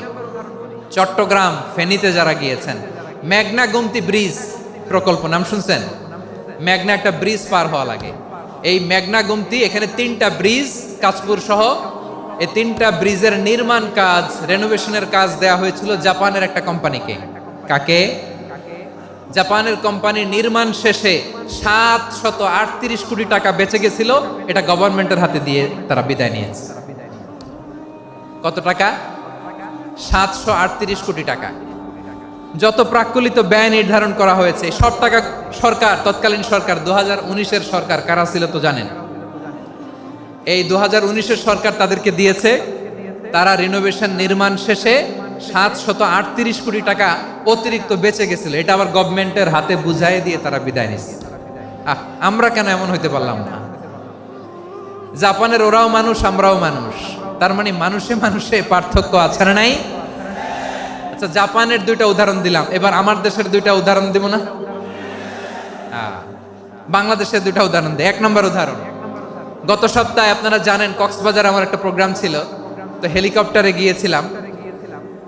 ফেনী জেলা যখন পার হচ্ছি আমি দেখলাম 3টা উইন্ডমিল চিনেন তো, বিশাল পিলার, 3টা-4টা পাখা থাকে, বায়ু বিদ্যুৎ কেন্দ্র, বাংলাদেশের প্রথম বায়ু বিদ্যুৎ কেন্দ্র এটা, মুহুরী প্রজেক্ট বলে এটা সম্ভবত, মুহুরী প্রজেক্ট। তো সাগরের বাতাসের ঝাপটায় এটা ঘুরে এনার্জি হয়, ইলেকট্রিসিটি উৎপাদন হয়। তো আমি পাইলটকে বললাম, ভাই এগুলো থেকে কেমন ইলেকট্রিসিটি উৎপাদন হয়? কয় হুজুর একটুও হয় না, কিছুই হয় না। কিছুই হয় না মানে? বলে হুজুর বাংলাদেশে যত উইন্ডমিল আছে এটার পাখা একটাও ঘুরে না। আল্লাহ, বলেন কি? তাহলে এই যে কোটি কোটি টাকা ব্যয় করে যে উইন্ডমিল, কয় হুজুর ভিতরে ফিটফাট, উপরে ফিটফাট, ভিতরে সদরঘাট। তার মানে কোটি কোটি টাকা দিয়ে এই উইন্ডমিল বানায়, এখানে কিছু নাই। দুর্নীতির আড্ডাখানা, আখড়াখানা বাংলাদেশ, ঠিক কিনা বলেন? আয় রে, জাপানিজরাও মানুষ, আমরাও মানুষ। আমার এক নিকটাত্মীয় সরকারি চাকরিজীবী, উনি আমাকে বললেন, বাংলাদেশের আর একটা উদাহরণ দেখি। উনি আমাকে বললেন যে প্রতি বছর আমাদের অফিসের ফার্নিচার চেঞ্জ করে। আমি বললাম প্রতি বছর ফার্নিচার চেঞ্জ করে কেন? বলে যে ফার্নিচার নতুন পারচেজ করলেই তো ওইখানে টাকা, নতুন কিনতে পারলেই টাকা, নতুন উন্নয়নের সবক শোনাতে পারলেই টাকা। প্রথম আলোর রিপোর্ট, কি আলো? প্রথম আলোর রিপোর্ট, গত 15 বছরে উন্নয়নের নামে লুটপাট হয়েছে প্রায় 3.25 লাখ কোটি টাকা। কার রিপোর্ট? আমাদের বানানো কথা, প্রথম আলোর রিপোর্ট। গত 15 বছরে কারা ছিল জানেন তো? হ্যাঁ, শুধু ওনাদেরকেই দোষ দিয়ে লাভ নাই। স্বাধীনতার পর থেকে শুধু শাসকের হাত বদল হয়েছে, আমরা কিছু পাই নাই, ঠিক কিনা বলেন? শুধু ওনাদের দোষ দিয়ে কি লাভ? একদল খাইছে, আরেক দল খাওয়ার জন্য রেডি হয়ে আছে। আমরা এরকম চাই না। আমরা চাই স্বাধীন সার্বভৌম বাংলাদেশ, আমরা চাই দুর্নীতিমুক্ত বাংলাদেশ। আমি নিউজটা যে কতবার পড়লাম, এটা কি সম্ভব? 3.25 লাখ কোটি টাকা লুটপাট, মানে লুটপাট করতে করতে এদেশের জনগণকে ফুটপাতে বসায় দিচ্ছে। প্রিয় ভাইয়েরা, তাহলে জাপানের মানুষও মানুষ, আমরাও মানুষ। সিদ্ধান্ত আপনার, কোন মানুষ হবেন, ভালো মানুষ না খারাপ মানুষ? আজকের আলোচনার বিষয় হচ্ছে মানব সম্পদের উন্নয়ন, human resource development. It's a process to increase the capacity of knowledge, skill, capacity of the people of a country. একটা দেশের মানুষের জ্ঞান, তাদের দক্ষতা কি করে বাড়ানো যায়, বাড়িয়ে দেশের উন্নয়ন করানো যায়, এটাই হচ্ছে মানব সম্পদ উন্নয়নের মূল কথা। তাহলে মানব সম্পদ হচ্ছে একটা দেশের সবচাইতে শক্তিশালী পুঁজি। প্রাকৃতিক সম্পদ, খনিজ সম্পদের চেয়েও দামি হচ্ছে মানব সম্পদ। আমার প্রিয় যশোর, প্রাকৃতিক সম্পদ, খনিজ সম্পদের চেয়ে দামি সম্পদ কি সম্পদ? আল্লাহ তাআলা দয়া করে আমাদেরকে এই মানব সম্পদ দিয়েছেন। আসুন আমাদের এই মানুষগুলোকে আমরা সোনার মানুষ বানাই। রাজি আছেন তো সবাই? রাজি আছেন? মানুষ পারে না এমন কোনো কিছু নাই, চাইলে সব পারে। এজন্য মানুষকে তারবিয়া দিতে হবে, যথাযথভাবে তাদেরকে গড়তে হবে। আসুন আমরা সিরাতের আয়নায় বিশ্বনবীর জীবনী থেকে দেখি তিনি কিভাবে হিউম্যান রিসোর্সকে ম্যানেজ করতেন। যদি আপনাদের সময় হয়, 2-1টা উদাহরণ দিয়ে আজকে আমি আমার আলোচনার বিদায় নিব। হবে সময় হবে কয়েক মিনিট? হ্যাঁ, শান্ত থাকবেন তো? শান্ত থাকবা? হ্যাঁ, ঠিক আছে। এই ধাক্কার মধ্যে ঢুকছে, এবার মজা বুঝতেছো তো? হ্যাঁ, মানা করছিলাম না? ঠিক আছে, টের পাও। হ্যাঁ, ঠিক আছে। যে আওয়াজ করবে আমি ওকে দেখতেছি, কে কে আওয়াজ করে দেখতেছি। শেষ কথা, শেষের দিকে চলে আসছি। বিষ্ণু ইসলাম কিভাবে হিউম্যান রিসোর্সকে ম্যানেজ করতেন, মজার কথা আছে কয়েকটা, বলে বিদায় নিব। বিশ্বনবী কিভাবে এই মানব সম্পদকে ম্যানেজ করতেন। বিশ্বনবী, he was a very good talent hunter, চৌকস ট্যালেন্ট হান্টার ছিল।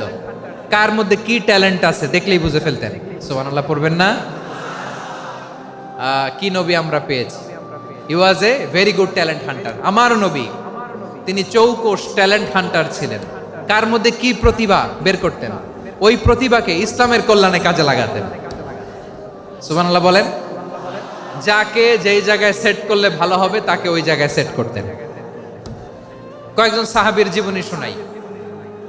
আবু মাহজুরা রাদিয়াল্লাহু তাআলা আনহু, মক্কার মুয়াজ্জিন, আগে ছিল মুশরিক, পরে হইছে মুমিন। উনি কিভাবে মুমিন হইলেন এই ঘটনাটা একটু আপনাদের শোনাতে চাই। তা আপনাদের তো সময় নাই হাতে, হ্যাঁ সময় আছে? এই জেনজি শেষ করে দিল আজকের প্রোগ্রামটা। 1 ঘন্টা ধাক্কা ধাক্কি করে কেমনে দাঁড়ায় আছে আমি বুঝলাম না।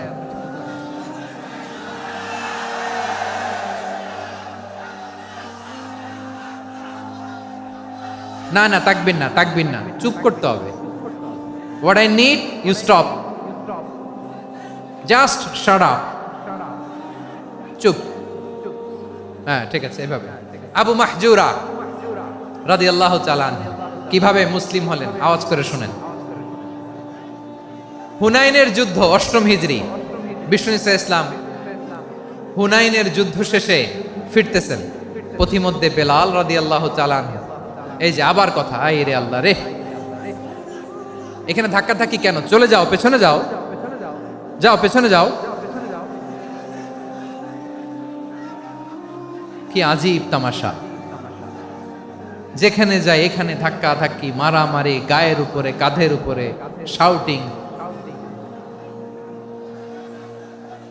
অনেক গুরুত্বপূর্ণ কথা পয়েন্ট করে নিয়ে আসে যে বলবো, এই শাউট করার কারণে প্রোগ্রামটাই নষ্ট করে দেয়। আসছে আমার ভালোবাসা দেখাইতে, প্রোগ্রামটাই শেষ করে দিয়ে চলে যায়।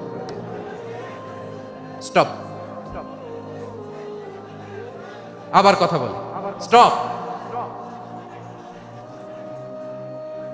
হুনাইনের যুদ্ধে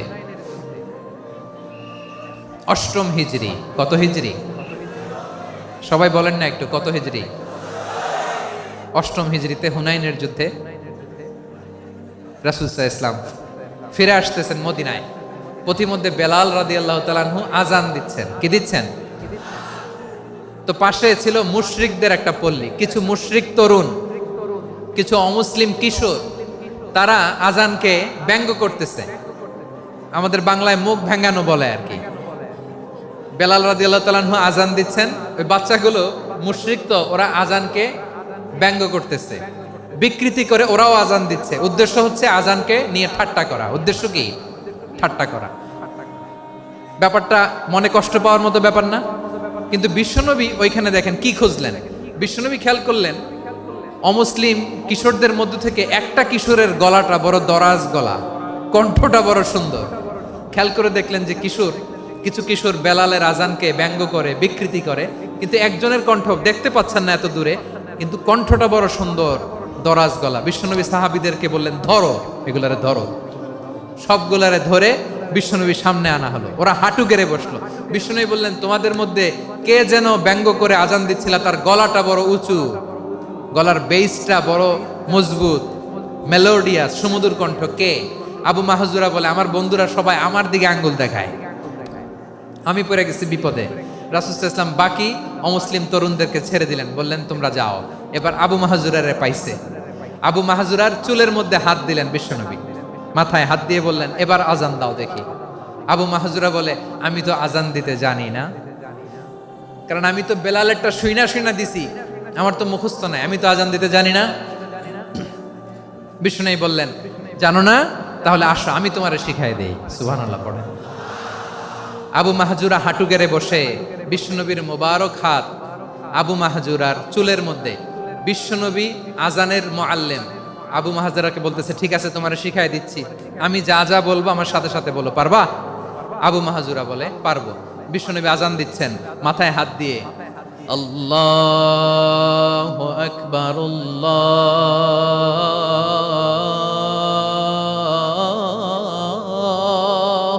আকবার।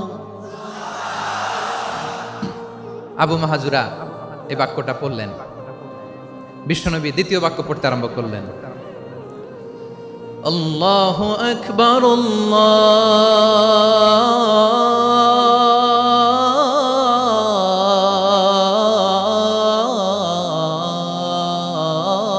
আল্লাহু আকবার। আবু মাহজুরা এই বাক্যটা বললেন। বিশ্বনবী আবু মাহজুরার মাথার মধ্যে হাত দিয়ে তৃতীয় বাক্য বললেন, আশহাদু আল্লা ইলাহা ইল্লাল্লাহ।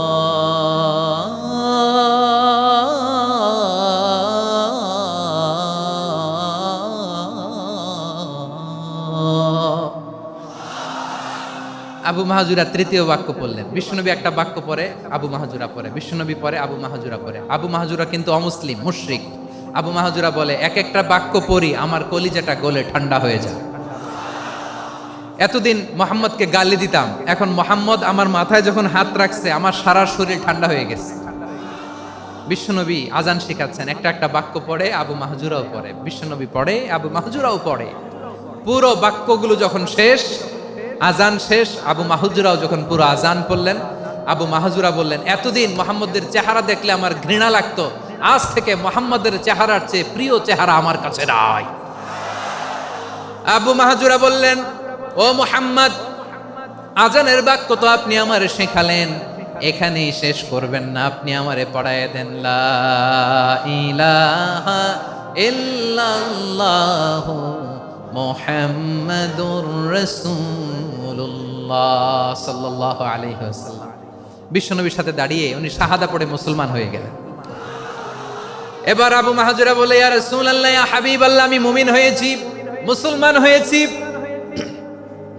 আপনার কাছ থেকে আজান শিখার সৌভাগ্য আমি লাভ করেছি গো নবী। আমার কণ্ঠের বড় তারিফ করেছেন আপনি, আমার আজানকে আপনি পছন্দ করেছেন। একটা জিনিস আপনার কাছে চাই, আপনি আমাকে মক্কার মসজিদুল হারামের মুয়াজ্জিন হিসেবে অ্যাপয়েন্ট করে দেন। বিষ্ণু ইসা ইসলাম বললেন, যাও আবু মাহজুরা, আমি তোমাকে পৃথিবীর শ্রেষ্ঠতম মসজিদ মক্কার মসজিদুল হারামের মুয়াজ্জিন হিসেবে অ্যাপয়েন্ট করে দিলাম।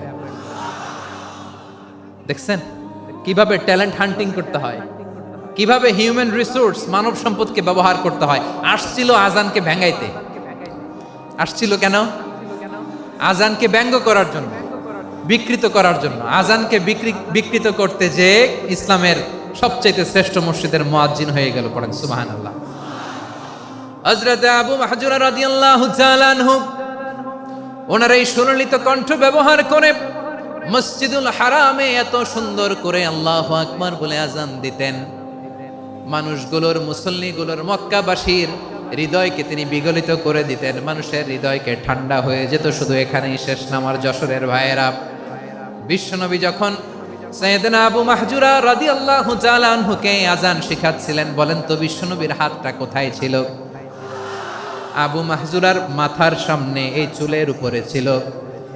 আবু মাহজুরা ওই স্মৃতিটাকে ধারণ করবার জন্য, ওই স্মৃতিকে বহন করার জন্য বিশ্বনবীর মোবারক হাত আবু মাহজুরার কপালের চুলের যেই জায়গায় লেগেছে, মৃত্যুর আগের দিন পর্যন্ত আবু মাহজুরা মাথার ওই চুলে কোনোদিন ছুরি আর কামার লাগায় নাই, সেখানে কেচি লাগায় নাই, চুলের মধ্যে খুর লাগায় নাই। আবু মাহজুরা ডান দিকের চুল কাটতো, বাম দিকের চুল কাটতো, পেছনের চুল কাটতো, সামনের চুল কাটতো না। আবু মাহজুরা রাদিয়াল্লাহু তাআলা আনহুর সামনের চুলগুলো বড় হতে হতে যখন এত বড় হয়ে যায়, তিনি চুলগুলো পেঁচিয়ে মাথার মধ্যে রাখতেন, তারপরে তিনি পাগড়ি পরতেন। সবাই জিজ্ঞেস করতো, আবু মাহজুরা, এটা আবার কেমন স্টাইল? দেখতে তোমারে কি বিদঘুটে লাগে, কেমন অড লাগে, কেমন খারাপ দেখা যায়। মক্কায় এমন কোন মানুষ তো দেখি নাই, ডানে চুল কাটে, বায়ে চুল কাটে, পেছনে চুল কাটে, সামনে কাটে না। ওরে আবু মাহজুরা, কেমন দেখা যায় তোমারে, তুমি সামনের চুল কাটো না কেন? আবু মাহজুরা বলে, আমি হাঁটু গেড়ে পেয়ারা নবীর সামনে বসেছিলাম, আমার এই মাথার চুলের মধ্যে মুবারক হাত লাগিয়ে বিশ্বনবী নিজে আমাকে আজানের প্রতিটা বাক্য শিক্ষা দিয়েছেন। বিশ্বনবীর মোবারক হাত, পবিত্র হাত আমার মাথার চুলের যেই জায়গায় লেগেছে, আমি চাই ওই চুলগুলা নিয়ে আমি আমার কবরের ভিতরে যাব। সাইয়েদনা আবু মাহজুরা রাদিয়াল্লাহু তাআলা আনহু ইন্তেকালের আগের পর্যন্ত মাথার সামনের চুলগুলা কাটে নাই। মাথার সামনের চুল তিনি কাটেন নাই। সুবহানাল্লাহ বিহামদি। কেমন ভালোবাসতেন বিশ্বনবী সাহাবীদেরকে, সাহাবারা কেমন ভালোবাসতেন বিশ্বনবীকে। সামনের চুলগুলো বড় হতে হতে এত বড় ছিল, পেঁচিয়ে রেখে পাগড়ি পরতেন, কাটতেন না। নবীর হাত লেগেছিল। সুবহানাল্লাহ পড়েন। তাহলে what is the lesson? Moral of the story কি? মোরাল অফ দ্য স্টোরি হচ্ছে, আসছিল আজানকে ব্যঙ্গ করার জন্য, বিকৃত করার জন্য, হয়ে গেল মসজিদুল হারামের মুয়াজ্জিন। দেখেন বিশ্বনবী একটা খারাপ সিচুয়েশনের মধ্যে থেকে কি ভালো জিনিস বের করে আনলেন। আমি যে শুরুতে বলেছি কিভাবে তিনি হিউম্যান রিসোর্সকে ডেভেলপ করেছেন, ম্যানেজ করেছেন। তিনি যে চৌকস ট্যালেন্ট হান্টার ছিল, দেখেন সবার মধ্যে থেকে এর বাছাই করে মুয়াজ্জিন বানাই দিয়েছেন। সুবহানাল্লাহ পড়েন। তার মানে এই না সবাইরে ধরে ধরে উনি মুয়াজ্জিন বানাইছেন। যার যেই ট্যালেন্ট আছে তাকে ওই কাজে অ্যাসাইন করেছেন। যার যেই প্রতিভা আছে তার প্রতিভাকে ইসলামের কাজে লাগিয়েছেন। সুবহানাল্লাহ পড়েন। যায়েদ বিন সাবিত রাদিয়াল্লাহু তাআলা আনহু নাম শুনেছেন?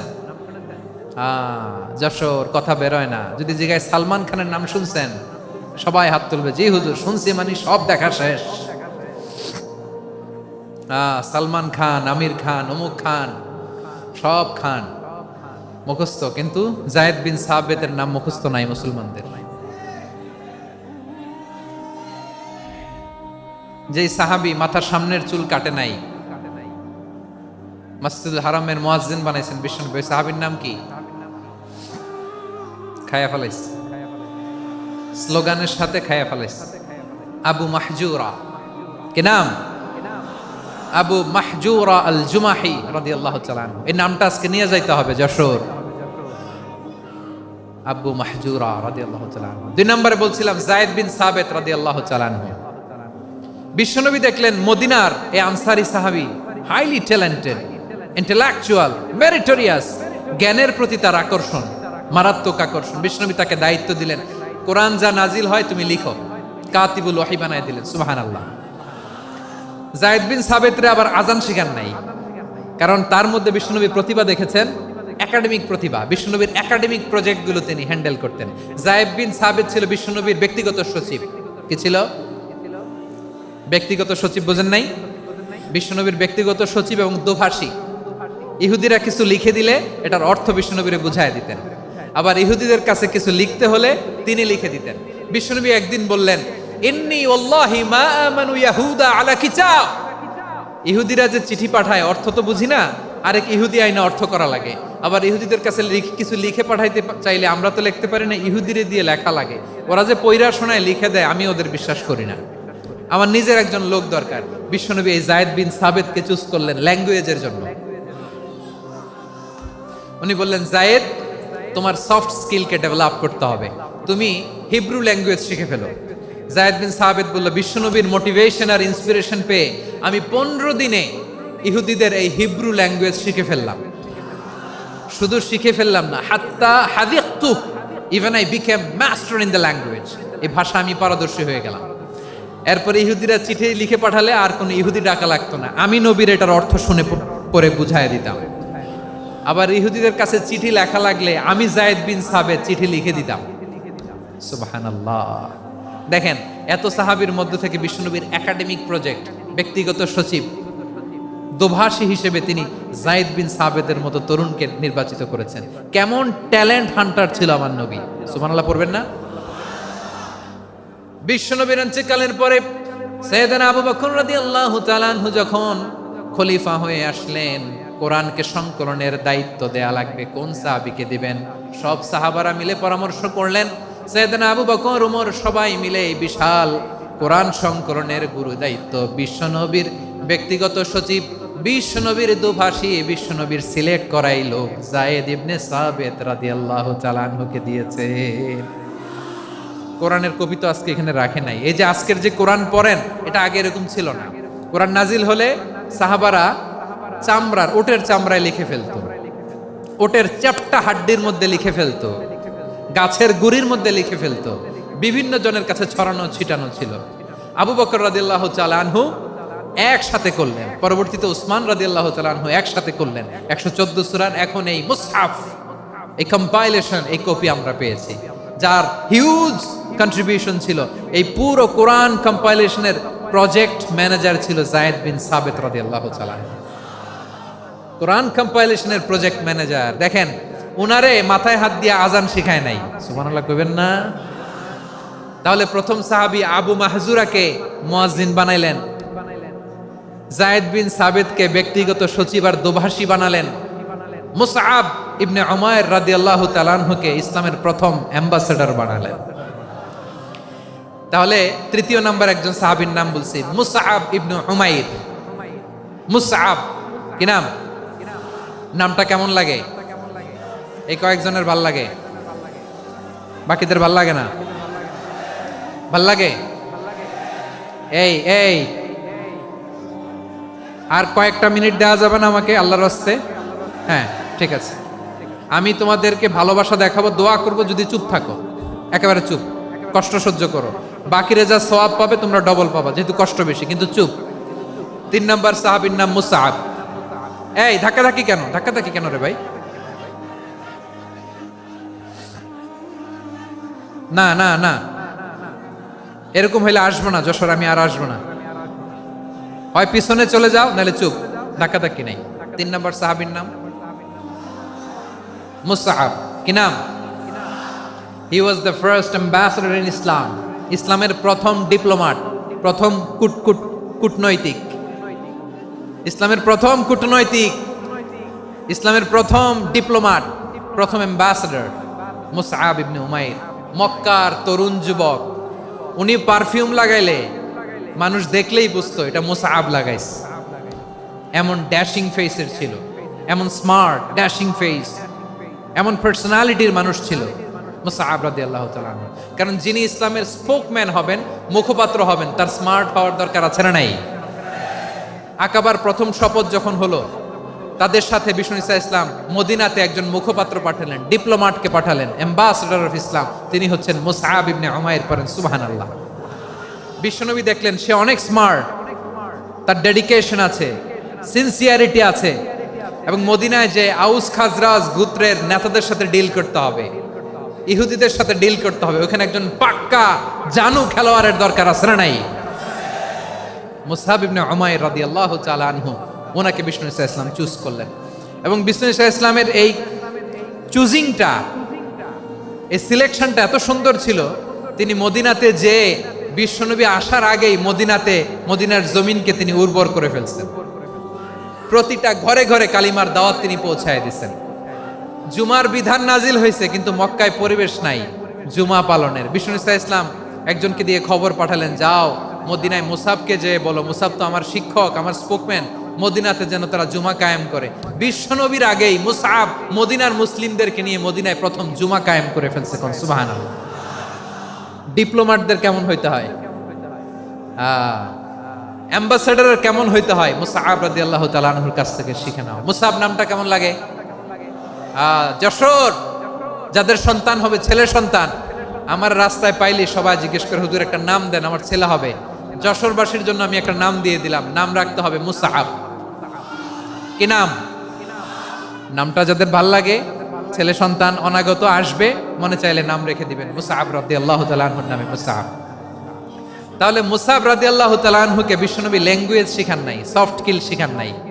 যায়েদ রাদিয়াল্লাহু তিনি হিব্রু ল্যাঙ্গুয়েজ শিখেছেন, সুরিয়ানি শিখেছেন, কিন্তু মুসআবকে তিনি বানিয়েছেন the spokesman of Islam, the first diplomat, the ambassador of Islam. সুবহানাল্লাহ পড়বেন না? আব্দুল্লাহ ইবনে আব্বাস রাদিয়াল্লাহু তাআলা আনহু বিশ্বনবীর কাজিন, চাচাতো ভাই। আবার মাইমুনা রাদিয়াল্লাহু তাআলা আনহু, মাইমুনা নবীর স্ত্রী, তিনি ছিলেন আব্দুল্লাহর আপন খালা। তো নবীর বউ যদি ওনার খালা হয়, নবী তার কি? বুঝে নাই, নবী তার কি? খালু। তাহলে সম্পর্ক অনেক গভীর, কাজিন আবার খালু। ছোট্ট মানুষ, তাই রাতে মাঝে মাঝে ঘরে থাকতো। বিশ্বনবী দেখলেন আব্দুল্লাহ যেহেতু আমার ঘরে ঢুকতে পারে, আব্দুল্লাহরে এই উম্মতের বড় শিক্ষাবিদ বানাইতে হবে। কথা বোঝে নাই? আব্দুল্লাহকে কি বানাইতে হবে? শিক্ষাবিদ, এডুকেটর অফ দিস উম্মাহ, এই উম্মার শিক্ষাবিদ বানাইতে হবে। তাই আব্দুল্লাহ ইবনে আব্বাসকে বিশ্বনবী হাতে কলমে শিক্ষা দিয়েছেন। আহারে, আর এরপরে যে কি ভাষা আসবে তোমাদের জন্য আমার মুখ থেকে আমি নিজেও জানি না। 1 ঘন্টা যাবত ধাক্কা ধাক্কি মারামারি। তো আসতে বলছে কে তোমাকে? পেছনে চলে যাও, জায়গা না পেলে। পুরো প্রোগ্রামটাই নষ্ট করে দিল।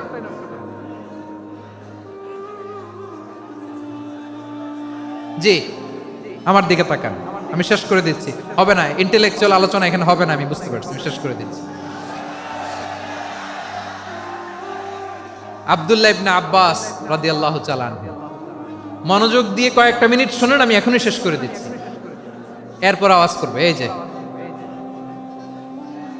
এগুলো কি আমি বুঝলাম না। আমি বললাম না সব করা যাবে, বসে যাও, শুয়ে যাও, চলে যাও, আওয়াজ করা যাবে না। অন্যকে বসো এটাও বলার দরকার নেই, জাস্ট এদিকে তাকাও। আল্লাহ। আব্দুল্লাহ ইবনে আব্বাস রাদিয়াল্লাহু তাআলা আনহু, উনাকে বিশ্বনবী হাতে কলমে শিক্ষা দিয়েছেন, যেহেতু উম্মতের শিক্ষাবিদ হবেন, এডুকেটর হবেন। তো বিশ্বনবী রাতে যখন তাহাজ্জুদ পড়তেন, ছোট্ট আব্দুল্লাহ ঘরে থাকতো। বুঝতে পেরেছেন? ছোট্ট মানুষ তো ঘরে থাকতো। তো বিশ্বনবী তাহাজ্জুদের জন্য একবার দাঁড়িয়েছেন, ছোট্ট আব্দুল্লাহ ওযু করে দাঁড়াইছে। আচ্ছা বলেন তো, ইমাম আর মুসল্লি মোট যদি দুইজন হয়, একজন ইমাম একজন মুসল্লি, তো মুসল্লি ইমামের কোন দিকে দাঁড়াবে? ডানে দাঁড়াবে। ছোট্ট আব্দুল্লাহ বুঝে নাই, বিশ্বনবী তাহাজ্জুদ শুরু করেছেন, উনি ইক্তেদা করছেন আর দাঁড়াইছেন বায়ে। কোথায় দাঁড়িয়েছেন? আব্দুল্লাহ বলেন, যখন আমি বায়ে দাঁড়ালাম, আখাযা রাসূলুল্লাহ সাল্লাল্লাহু আলাইহি ওয়াসাল্লাম উযুনি আল ইউমনা ইয়াফতিলুহা, বিশ্বনবী নামাজরত অবস্থায় আমার কান ধরে টেনে আমার ডান দিকে এনে দাঁড় করায় দিলেন। পড়েন সুবহানাল্লাহ। দেখেন হাতে কলমে শিক্ষা। আর জীবনে ভুলাবে? কথা কয় না, আর ভুলাবে? আর ভুল হবে না। এভাবে বিশ্বনবীর অনেক সঙ্গ পেয়েছেন, সফর করেছেন, একই বাহনে বসেছেন, এক বাহনে বসে লম্বা নাসিহত করেছেন, বলেছেন, ইয়া গোলাম ইহফাজিল্লাহ ইয়াহফাজকা, ইহফাজিল্লাহ তাজিদহু তুজাহাক, ইযা সাআলতা ফাসআলিল্লাহ ওয়া ইযা ইসতাআনতা ফাসতাইন বিল্লাহ। আল্লাহর বিধান মানো, আল্লাহর বিধান রক্ষা করো, আল্লাহ তোমায় রক্ষা করবে। আব্দুল্লাহ, চাইতে হলে আল্লাহর কাছে চাও, সাহায্য চাইতে হলে আল্লাহর কাছে সাহায্য চাও। মনে রাখো, গোটা বিশ্বের সবাই যদি তোমার সাহায্য করতে চায়, ততটুকুই করতে পারবে যতটুকু আল্লাহ তোমার নসিবে রেখেছে। গোটা বিশ্ব যদি তোমার বিরুদ্ধে ষড়যন্ত্রে দাঁড়িয়ে যায়, ক্ষতি ততটুকু করতে পারবে যতটুকু তোমার জন্য বরাদ্দ আছে, এর বাইরে কিছু করতে পারবে না। আওয়াজ করে বলেন ঠিক কিনা? এভাবে হাতে কলমে শিখিয়েছেন, বিশ্বনবীর সঙ্গ পেয়েছেন। উনাকে বিষ্ণু ইসলাম শিক্ষাবিদ, এডুকেটর অফ দিস উম্মাহ হিসেবে সিলেক্ট করেছেন, হাতে কলমে শিখিয়েছেন। বিশ্বনবী একবার প্রকৃতির ডাকে সাড়া দিয়ে এসেছেন। এখন কি করতে হবে? নামাজের জন্য ওযু করতে হবে। বিশ্বনবী এসেই দেখেন ওযুর বদনায় পানি ভরা, খুশি হয়ে গেলেন, বললেন, কে রেখেছে পানি? একজন বলল, আব্দুল্লাহ রেখেছে। বিশ্বনবী অত্যন্ত খুশি হলেন, খুশি হয়ে একটা দোয়া করলেন, বললেন, আল্লাহুম্মা ফাক্কিহু ফিদ্দীন ওয়া আল্লিমহু তা'ওয়ীল। আল্লাহ, তুমি আব্দুল্লাহকে দ্বীনের বুঝ দিও আর কোরআনের তাফসীর শিক্ষা দিও। বিশ্বনবীর এই দোয়া এমন লাগছে, উনি রাইসুল মুফাসসিরিন, এই পৃথিবীতে যত মুফাসসির ছিল, যত মুফাসসির আসবে, সকল মুফাসসিরের সম্রাট হিসেবে স্বীকৃত হয়েছেন আব্দুল্লাহ ইবনে আব্বাস। বিশ্বনবী ওনারে আজান শিখান নাই, বিশ্বনবী ওনারে ল্যাঙ্গুয়েজ শিখান নাই, বিশ্বনবী ওনারে অ্যাম্বাসাডর বানান নাই, হাতে কলমে শিক্ষা দিয়েছেন। ছোট্ট মানুষ, বিশ্বনবী ইন্তেকাল করলেন, আবু বকরের সময় গেল, ওমরে ফারুকের খেলাফত, তখনও তিনি তরুণ। ওমরে ফারুক রাদিয়াল্লাহু তাআলা আনহু ওনার ক্যাবিনেট মিনিস্ট্রির বৈঠকে এই আব্দুল্লাহ ইবনে আব্বাসকে পাশ দিয়ে বসায় রাখতেন। বয়স্ক সাহাবারা এটা পছন্দ করতো না, তারা বলতো, ঘটনা কি? আব্দুল্লাহর মতো ছেলে নাতি আমাদের আছে, এরা কেন রাখে ওমরে ফারুক? ওমরে ফারুক এটা টের পেলেন, তিনি বুঝতে পারলেন যে ক্যাবিনেট মেম্বাররা এটা পছন্দ করে না, ছোট্ট আব্দুল্লাহরা কেন রাখি, কেন যে রাখি, এটা একদিন বুঝাবো। একদিন মিটিংয়ে তিনি সবাইকে বললেন, ইদা জাআ নাসরুল্লাহি ওয়াল ফাতহ। এই আয়াত দ্বারা উদ্দেশ্য কি বলেন তো মুরব্বী সাহাবীরা? এক সাহাবী বলেন, এই সূরা দ্বারা উদ্দেশ্য, আল্লাহ বলেছেন আমাদেরকে বিভিন্ন ল্যান্ড, বিভিন্ন এলাকা বিজয় করতে হবে। ওমরে ফারুক বললেন, না, হয়নি। আরেকজন বললেন, বিজয় হওয়ার পর আমাদের বেশি বেশি আল্লাহর বরত্বের ঘোষণা দিতে হবে, এটা উদ্দেশ্য। ওমরে ফারুক বললেন, না, হয় নাই। যারে জিজ্ঞেস করেন কেউ পারে না। সব শেষে বিশ্বনবী ছোট্ট আব্দুল্লাহরে বলেন, আব্দুল্লাহ, ইদা জাআ নাসরুল্লাহি ওয়াল ফাতহ, এর দ্বারা উদ্দেশ্য কি বলো তো? ছোট্ট আব্দুল্লাহ বলেন, হুয়া আজালু রাসূলিল্লাহ। এই আয়াত দ্বারা বিশ্বনবীর বিদায়কে উদ্দেশ্য নেওয়া হয়েছে। ওমরে ফারুক বললেন, হাদা হুয়া, এটাই তো সঠিক উত্তর, এটাই সঠিক তাফসীর এই আয়াতের। কারণ ইদা জাআ নাসরুল্লাহি ওয়াল ফাতহ, যখন আল্লাহর সাহায্য আর বিজয় আসবে, ওয়া রাআইতান নাসা ইয়াদখুলুনা ফি দীনিল্লাহি আফওয়াজা, আপনি দেখবেন দলে দলে, ঢলে ঢলে, বানের পানির মতো মানুষ ইসলামের দিকে ঢুকতেছে, ইসলামের বিজয় হয়েছে। তো ইসলামের বিজয়ের মিশন নিয়ে নবী আসছে, বিজয়ী যখন হয়ে গেছে, এখন তো নবীর বিদায় হবে। জোরে বলেন ঠিক কিনা?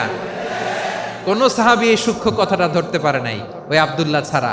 আব্দুল্লাহ যখন উত্তর দিছে সব সাহাবীদের টনক নড়েছে। এরপর থেকে কোনো ক্যাবিনেট মিটিং এ আর কোনো সাহাবারা কোনো প্রশ্ন করে নাই, আওয়াজ করে পড়েন সুবহানাল্লাহ। বিশ্বনবী আব্দুল্লাহ ইবনে আব্বাসকে দ্য এডুকেটর অফ দ্য উম্মাহ, উম্মার শিক্ষাবিদ হিসেবে গ্রহণ করেছেন। আওয়াজ করে পড়তে হবে আল্লাহু আকবার। সাহাবীদের নামগুলো মনে থাকবে? এক নম্বরে আবু মাহজুরা, মুয়াজ্জিন বানাইছেন। যায়েদ ইবনে সাবিত, দোভাষী, ট্রান্সলেটর অফ প্রফেট, এবং তিনি ছিলেন বিশ্বনবীর ব্যক্তিগত সচিব। Musab ibn Umair, the first ambassador and diplomat of Islam. Abdullah ibn Abbas, এই উম্মার সবচেয়ে বড় এডুকেটর, শিক্ষাবিদ। আরেকজন ছিল আব্দুল্লাহ ইবনে মাসউদ রাদিয়াল্লাহু তাআলা। দুই আব্দুল্লাহ, আব্বাস গেল, আরেকজন হচ্ছে মাসউদ। মক্কার তরুণ, ছাগল পালতো মুশরিকের বিশ্বনবী আর আবু বকর রাদিয়াল্লাহু তাআলা আনহু একবার গেলেন, যে দেখে এই তরুণ দাঁড়ায় আছে। বিশ্বনবী বলেন, আমি খুব ক্ষুধার্ত, তোমার কাছে কি দুধ আছে ছাগলের? আব্দুল্লাহ ইবনে মাসউদ বলে, আছে। ওয়ালাকিন আনা মুতামান, কিন্তু যে দুধ আছে এটা আমানতের, আমি দিতে পারবো না। বিশ্বনবী এইটা শুনেই তার টার্গেট করে ফেলছে। আনা মুতামান, দুধ আছে কিন্তু এটা আমার মালিকের, আমি তো দরদ দেখাই, আমার মালিকের দুধ আপনি পথিক, আপনারা দিতে পারি না। বিশ্বনবী টার্গেট করে ফেলছেন, এরে আমার কাজে লাগাইতে হবে। বিশ্বনবী বললেন, আচ্ছা ঠিক আছে, দুধ দিও না, কিন্তু এমন ছাগি আছে কিনা যেই ছাগির সাথে কোনো ছাগলের মিলন হয় নাই, তার ওলানে দুধও আসে নাই, বাচ্চাও নাই, এরকম ছাগির থেকে যদি আমি দুধ খাই তাহলে তো সমস্যা নাই। বলতেছে, এরকম ছাগির থেকে দুধ খাইলে সমস্যা নাই, কারণ এরকম ছাগির ওলান থেকে দুধ আসবেও না। বলতেছে, ঠিক আছে, এরকম একটা ছাগি নিয়ে আস। নিয়ে আসা হলো। বিশ্বনবী বিসমিল্লাহ বলে ওই ছাগির ওলানে হাত দিলেন। হাত দিতে দেরি, পুরো ওলানটা দুধে ভরে যেতে দেরি হয় না। বিশ্বনবী আর আবু বকর রাদিয়াল্লাহু তাআলা আনহু দহন করে পেট ভরে খেলেন। এই দৃশ্য আব্দুল্লাহ ইবনে মাসউদের হৃদয়ে দাগ কাটলো। এই মুজিজা দেখে তিনি বললেন, আশহাদু আল্লা ইলাহা ইল্লাল্লাহ ওয়া আশহাদু আন্না মুহাম্মাদুর রাসূলুল্লাহ। তিনি ষষ্ঠ মুসলিম ছিলেন, 6 নম্বর মুসলমান। ওনাকে টার্গেট করে বিশ্বনবী দেখলেন এমন ইন্টেলেকচুয়াল ব্রেন, উনি সূক্ষ্ম সূক্ষ্ম জিনিস বুঝে বেশি, ফিকহি জ্ঞান ওনার মধ্যে বেশি। বিশ্বনবী ওনাকে কোরআনের জ্ঞান শিক্ষা দিতে লাগলেন। উনি বিশ্বনবী সবার কাছে কোরআন শোনায়, কিন্তু বিশ্বনবী নিজে আব্দুল্লাহ ইবনে মাসউদের কাছ থেকে কোরআন শুনতো। বিশ্বনবী একবার বললেন, ইকরা আলাইয়া ইয়া মাসউদ। ইবনে মাসউদ, একবার শোনাও তো কোরআন দেখি। আব্দুল্লাহ ইবনে মাসউদ বলে, আকরাউ আলাইকা ওয়া আলাইকা উনজিল। নবী, আপনার উপর কোরআন নাজিল হয় আর আমি আপনার সামনে কোরআন পড়ব। বিশ্বনবী বললেন, ইন্নী উহিব্বু আন আসমাআহু মিন গায়রি। আমি নিজে পড়তে যেমনি ভালোবাসি, অন্যে পড়ুক আমি শুনবো, এটাও আমি ভালোবাসি। সূরা নিসা তিনি তেলাওয়াত করে শুনিয়েছেন। এমন সূক্ষ্ম সূক্ষ্ম বিষয় বিশ্বনবী উনাকে ধরিয়ে দিয়েছেন। উনি হয়ে গিয়েছেন, আব্দুল্লাহ ইবনে আব্বাস হয়েছেন রাইসুল মুফাসসিরিন, উনি হয়ে গিয়েছেন ফাকিহুল উম্মাহ। ওনার চাইতে বড় ফকিহ এই পৃথিবী আর দেখবে না। চিল্লায় বলেন সুবহানাল্লাহ।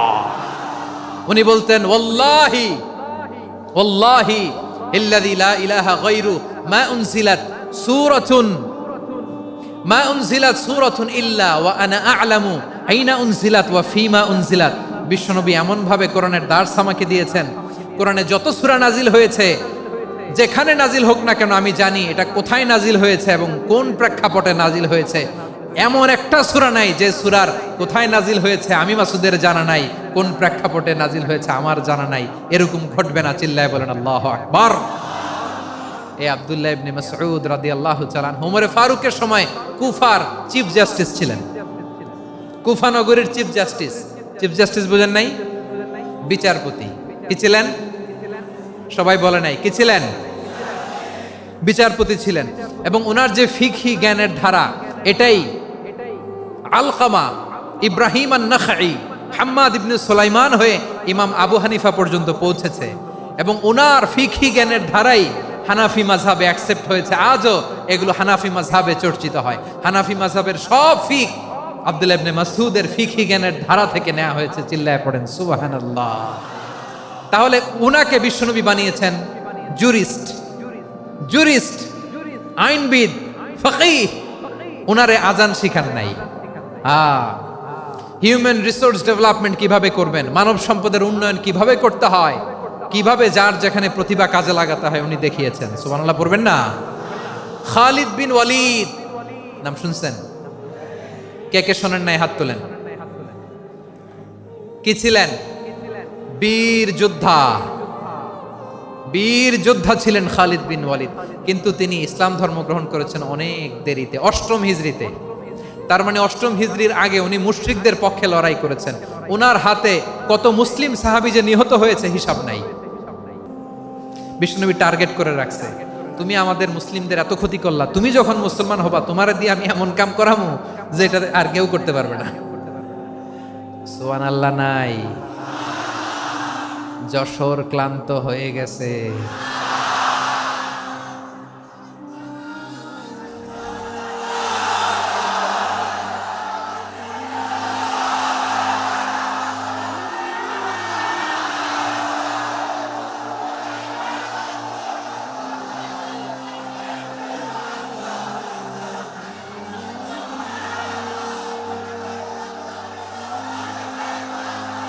মাশাআল্লাহ, বসুন বসুন বসুন। খালিদ বিন ওয়ালিদ রাদিয়াল্লাহু তাআলা 8ম হিজরিতে মুসলিম হয়েছেন, মক্কা বিজয়ের আগে। তো মক্কা বিজয়ের আগে যখন মুসলিম হয়েছেন, এর আগে কি করছেন? কাফিরদের সাথে যুদ্ধ করেছেন।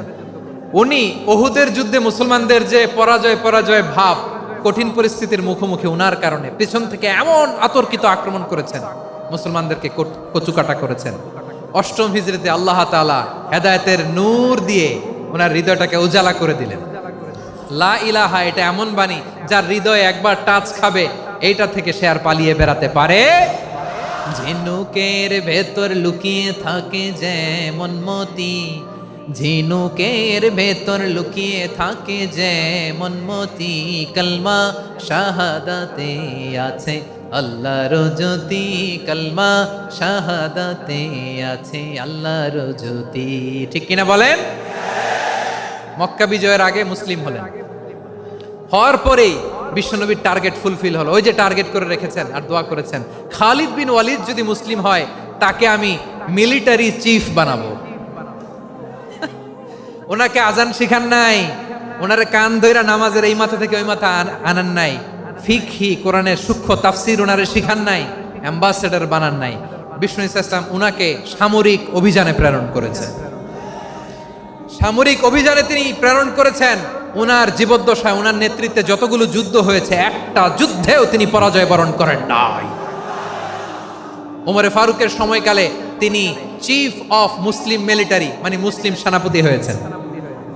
যশোর আওয়াজ করো, ঠিক কিনা বলো? সেনাপতি, মুসলিম সেনাপতি।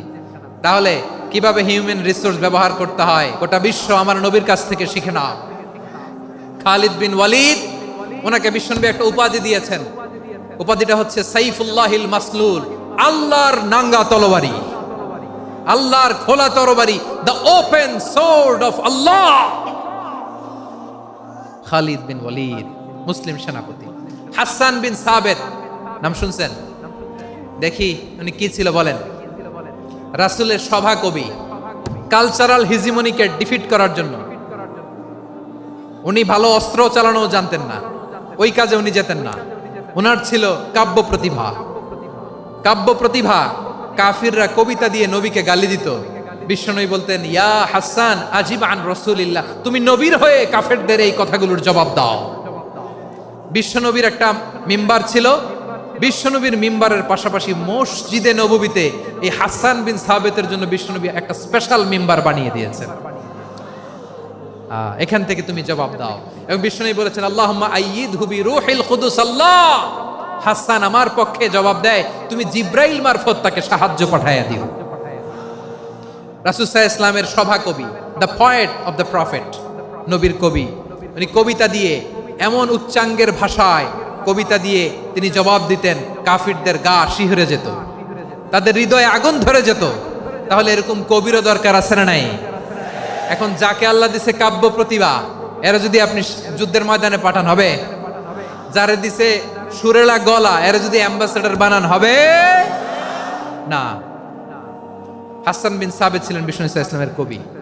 হুযায়ফা ইবনুল ইয়ামান বিশ্বনবীর গোয়েন্দা বিভাগের প্রধান। কিসের প্রধান?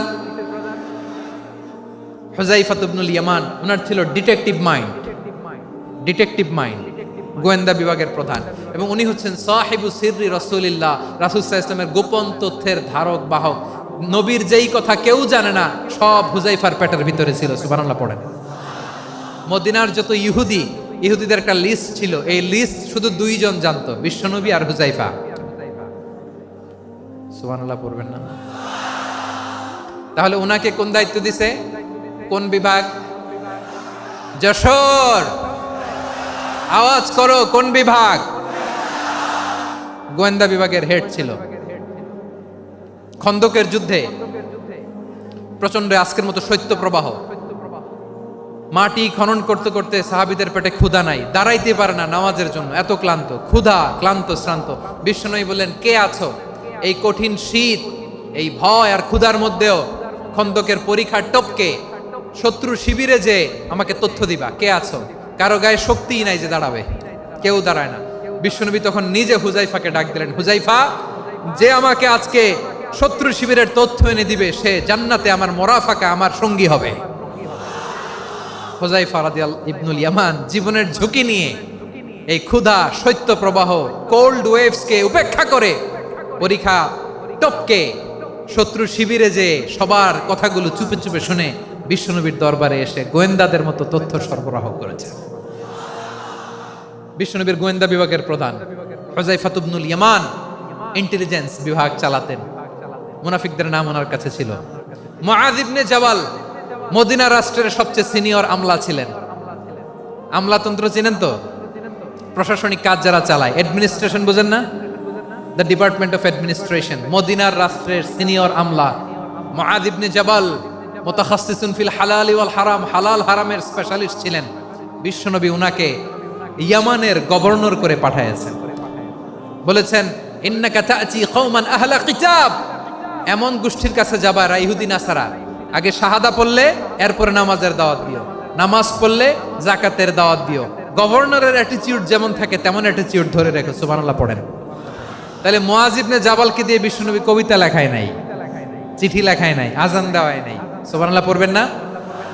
সব শেষ সাহাবী বলি আবু হুরায়রা রাদিয়াল্লাহু তাআলা আনহু। নাম শুনছেন?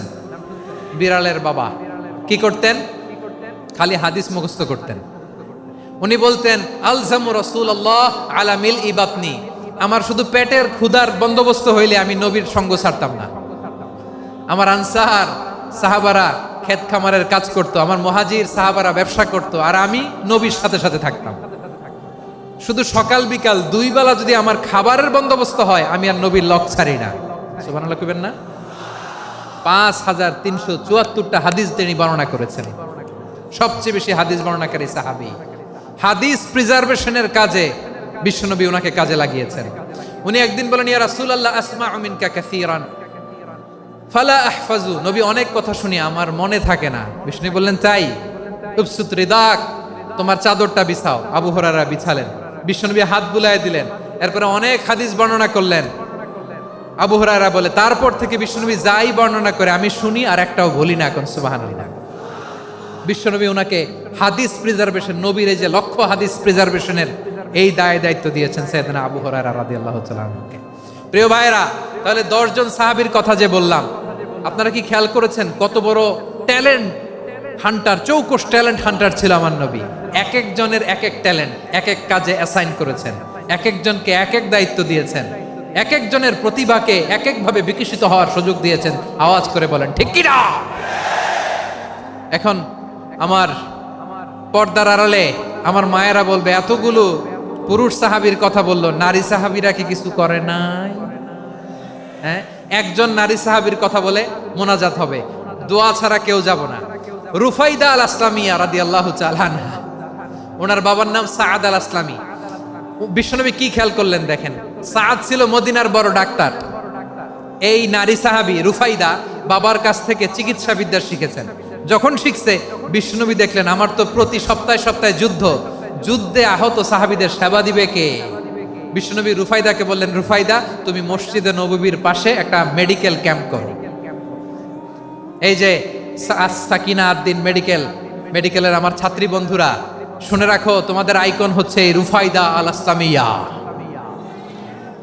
বিশ্বনবীর ডিরেকশন অনুযায়ী তিনি মসজিদে নববীর পাশে একটা মেডিকেল ক্যাম্প করলেন এবং আহত সাহাবাদের চিকিৎসা উনি ওনার টিম নিয়ে দিতেন।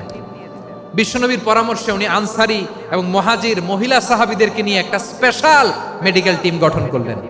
খায়বার যুদ্ধে 7ম হিজরিতে যখন বিশ্বনবী যায়, উনি ওনার টিম নিয়ে আসলেন, বললেন, ইয়া রাসূলুল্লাহ, আমরা তো তলোয়ার চালাতে পারি না, আমরা তো তীর মারতে পারি না, আপনি যদি অনুমতি দেন খায়বার অভিযানে আমি আমার টিম নিয়ে মেডিকেল টিমের সেবাটা সার্ভিসটা দিতে চাই। পড়েন সুবহানাল্লাহ। বিশ্বনবী অনুমতি দিলেন, যোদ্ধা সাহাবীদের সাথে রুফাইদা আল আসলামিয়া উনিও মেডিকেল টিম নিয়ে অগ্রসর হলেন। খায়বারের প্রতিটা আহত ইনজুর্ড সাহাবী যারা ইনজুরি শিকার হয়েছেন সবাই রুফাইদা আল আসলামিয়ার এই মেডিকেল ক্যাম্প থেকে চিকিৎসা সহায়তা পেয়েছেন। সুবহানাল্লাহ পড়েন। দেখেন কিভাবে বিশ্বনবী ট্যালেন্ট বাছাই করতেন, আপনি অবাক হবেন। বাহরাইনের মেডিকেল ইউনিভার্সিটিতে রুফাইদা আল আসলামিয়া মেডিকেল প্রাইজ অ্যাওয়ার্ড প্রতি বছর দেয়া হয়। যদি 8 দিনের এই মেডিকেল আমার বোনেরা যদি জেনে থাকো জানো, না হলে নতুন করে জানো, সার্চ দিও রুফাইদা আল আসলামিয়া মেডিকেল অ্যাওয়ার্ড বাহরাইনের ইউনিভার্সিটিতে দেওয়া হয়। প্রিয় ভাইয়েরা, তাহলে আলোচনার সামারি আমরা করি। বিশ্বনবী যার যেখানে ট্যালেন্ট তাকে ওইখানে কাজে লাগাতেন। আওয়াজ করে বলেন ঠিক কিনা?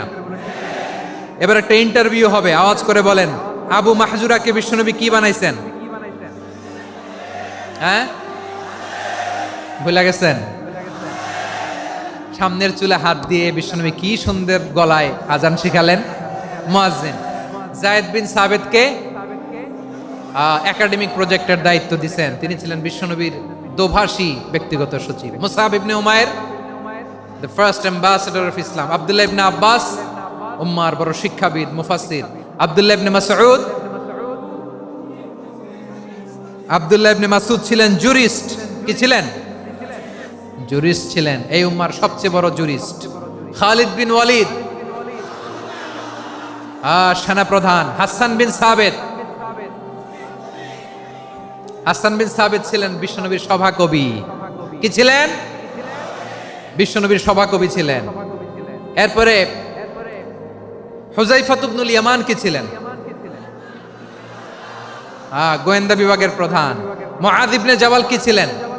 সিনিয়র আমলা, ইয়ামানের গভর্নর। আবু হুরায়রা রাদিয়াল্লাহু তাআলা আনহু হাদিস প্রিজার্ভেশনের কাজ করেছেন।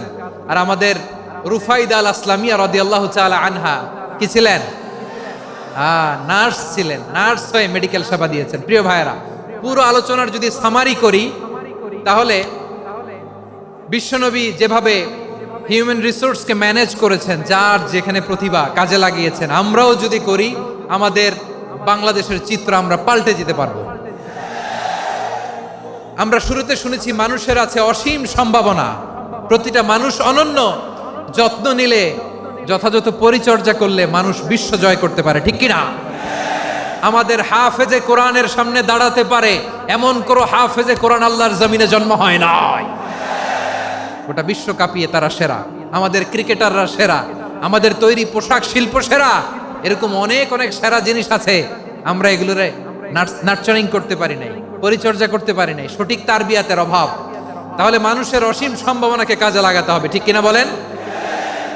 ইউনুস গভর্নমেন্টকে আমি বলবো, অল্প সময়ের জন্য আপনারা এসেছেন, সংস্কারও করতে হবে, আবার নির্বাচনও করতে হবে। সব সংস্কার হয়তো করতে পারবেন না, যতটুকু পারবেন এর মধ্যে আমাদের যে হিউজ ম্যান পাওয়ার, আমাদের যে মানব সম্পদ, হিউম্যান রিসোর্স, এটাকে ডেভেলপ করে আপনাদের যেতে হবে। যেটা পারবেন না সেটাকে পরবর্তী নির্বাচিত গভর্নমেন্টের কাছে রেখে যেতে হবে, যে তারা যেন করে, তাদের কাছে আপনারা এটা রেখে যাবেন। তাহলে মানুষ চাইলে বিশ্ব জয় করতে পারে। আর মানুষকে হারাতে পারে কেউ? জোরে বলো যশোর, মানুষকে হারাতে পারে কেউ? আল্লাহ আমাদেরকে জনসংখ্যা দিয়েছেন। প্রিয় ভাইয়েরা, এই জনসংখ্যা অনেক বড় সম্পদ, এটা আমাদের জন্য অভিশাপ নয়, আশীর্বাদ। আমাদের জনসংখ্যাকে যদি আমরা জনশক্তিতে রূপান্তর করতে পারি, আজকে বাংলাদেশ যে অবস্থানে দাঁড়িয়ে আছে, বাংলাদেশ তার 20 গুণ উন্নতির শিখরে চলে যাবে। চিল্লায় বলো ঠিক কিনা? আমাদের শ্রমিক ভাইয়েরা বাইরে কাজ করে, আমাদের শ্রমজীবী ভাইয়েরা, প্রবাসীরা, তাদের ব্যাপারে গুরুত্ব দিতে হবে। আমাদের শ্রমের দাম সবচেয়ে কম, সবচেয়ে কম। তারা এম্বাসিতে গুরুত্ব পায় না, এয়ারপোর্টে গুরুত্ব পায় না। এই সরকার অবশ্য তাদেরকে অনেক গুরুত্ব দিচ্ছে। আমাদের অদক্ষ শ্রমিককে যখন আমরা দুবাই পাঠাই অল্প বেতন পায়, কিন্তু ইন্ডিয়ানরা দক্ষ শ্রমিক পাঠাইলে তার 3 গুণ বেতন পায়। আমরা আমাদের শ্রমিকদেরকে অদক্ষভাবে আর পাঠাতে চাই না, দক্ষ শ্রমিক পাঠিয়ে আমরা রেমিটেন্সের বন্যা বইয়ে দেব। আমাদের শ্রমিকদের পাঠানো রেমিটেন্সের টাকায় সচল থাকে আমার দেশের অর্থনীতির চাকা। তাদেরকে সবচেয়ে গুরুত্ব দিতে হবে। আমরা পেয়েছি ফ্রিডম ফাইটার, মুক্তিযোদ্ধা, আর আমার প্রবাসী ভাইরা হচ্ছে রেমিটেন্স ফাইটার। জোরে বলো ঠিক কিনা? তাহলে আমাদের এই জনশক্তিকে জনসম্পদে ট্রান্সফর্ম করতে হবে, ঠিক কিনা বলেন? সরকার জনগণকে এভাবে পলিশ করতে হবে। মা বাবারা ছেলে মেয়েদের মধ্যে কার কোন যোগ্যতা তাকে ওইভাবে কাজে লাগাতে হবে। সবার এ প্লাস পাওয়ার কোনো দরকার নাই। আমাদের দেশে একটা টেন্ডেন্সি আছে, পরীক্ষায় এ প্লাস না পাইলে কই তুই কি করলি, পাশের বাড়ির ছেলে এ প্লাস পাইছে, যা ওর পা ধোয়া পানি খা। কি খা? তা আমি ভাবছি যে পা ধোয়া, এ প্লাস পাওয়া ছেলেদের পা ধোয়া পানির একটা পানির ব্র্যান্ড বানাইতে হবে। এরকম লেখা থাকবে, এ প্লাস পাওয়া ছেলেদের পা ধোয়া পানি। খাওয়া নাই, এগুলার খাওয়া নাই। ওরে আল্লাহ এ প্লাস পাওয়ার জন্য বানাইছে, আর আপনার ছেলেকে এই এ প্লাস গুলারে নিয়ন্ত্রণ করার জন্য আল্লাহ বানাইছে। ওকে দিয়ে আল্লাহ কি করবে আপনি জানেনই না। একটা এ প্লাস, একটা এ গ্রেড একটা মানুষের জীবনকে ঠিক করে দিতে পারে না। আপনার ছেলেকে আল্লাহ অন্যদিকে যোগ্যতা দিয়েছে। ওদের মনোবল ভাঙবেন না, খবরদার খবরদার। ছেলে মেয়েদের মনোবল ভাঙবেন না। যাকে দিয়ে যেটা হবে তাকে দিয়ে সেটা করতে হবে, তার প্রতিভাকে সেভাবে কাজে লাগাতে হবে। তাহলে বাংলাদেশ, আমাদের এই জনসংখ্যা জনসম্পদে রূপান্তরিত হবে। আমাদের সরকারের তত্ত্বাবধানে আমাদের 18 কোটি জনগণ দক্ষ জনশক্তিতে রূপান্তরিত হোক। আমরা চাই কি চাই না? আমরা ভালো মানুষ, শ্রেষ্ঠ মানুষ হতে চাই কি চাই না? ওই জাপানিজদের মতো সৎ, ওই ইউরোপিয়ানদের মতো কালচার্ড। আমাদেরকে আল্লাহ তাআলা কোরআন সুন্নাহ অনেক কিছু দিয়েছেন। যেহেতু বর্তমানে আমরা দেখছি তারা সৎ, তাদের মধ্যে ভ্যালিউ আছে, সেগুলো আমাদের মধ্যে আনার দরকার আছে না নাই? আর ইসলাম দিয়ে আমাদের জীবনকে সাজাতে হবে। ইসলাম দিয়ে আমার পরিবারকে সাজাতে হবে। ইসলাম থেকে, কোরআন থেকে প্রেসক্রিপশন না নিলে জীবন সুন্দর হবে না। কোরআন থেকে প্রেসক্রিপশন না নিলে সমাজ সুন্দর হবে না। কোরআনের প্রেসক্রিপশন না মানলে রাষ্ট্র সুন্দর হবে না। কোরআনের প্রেসক্রিপশন অ্যাপ্লাই না করলে শুধু দুর্নীতি দমন কমিশন দিয়ে দুর্নীতি বন্ধ করা যাবে না। এজন্য কোরআনের আইন আমরা চাই কি চাই না? প্রিয় ভাইয়েরা, হিউম্যান রিসোর্স ডেভেলপমেন্ট, মানব সম্পদের উন্নয়ন, আমাদের সরকার যেন এদিকে নজর দেয়। আমরা যেন এই ব্যাপারে যত্নবান হয়ে উঠি। যাকে আল্লাহ যে যোগ্যতা দিয়েছে, এই যোগ্যতা দিয়ে আমরা যেন ইসলামের জন্য, দেশের জন্য কাজ করি। আমরা যেন আমাদের স্কিল ডেভেলপ করি, আমাদের পটেনশিয়ালকে ডেভেলপ করি। মোরালিটি, ভ্যালিউজ নিয়ে শায়েখ আহমদুল্লাহ আলোচনা করেছেন। এগুলো দিয়ে যেন আমরা আমাদেরকে সাজাই। আল্লাহ তাআলা আমাদের দেশকে তুমি নিরাপদ করো, আমরা পড়ি আমিন। আল্লাহ আমার 18 কোটি জনগণকে তুমি জনশক্তিতে রূপান্তরিত করো, আমিন। আল্লাহ আমরা হাতে হাত রেখে, কাঁধে কাঁধ মিলিয়ে ভাইয়ে ভাইয়ে যেন এই দেশকে গড়তে পারি, আল্লাহ তুমি তৌফিক দান করো, আমরা পড়ি আমিন। আমার প্রিয় মহিউদ্দিন ভাই বলেছেন, হুজুর এমন একটা ঘোষণাপত্র দিয়ে যাবেন আজকের এই ঐতিহাসিক যশোরের প্রোগ্রামে, যেটা গোটা বাংলাদেশে মানুষ এটার উপর আমল করে। আমি যে কথাটা বলেছি এটাই, আসুন আমরা আমাদের জনসংখ্যাকে জনসম্পদে ট্রান্সফর্ম করি। আমাদের জনসংখ্যাকে আমরা যেন জনশক্তিতে রূপান্তরিত করি। জনসংখ্যাকে ট্রান্সফর্ম করে জনশক্তি দিয়ে আমরা যেন আগামীর বাংলাদেশ, স্বাধীন বাংলাদেশ 2.0 কে গড়ে তুলি।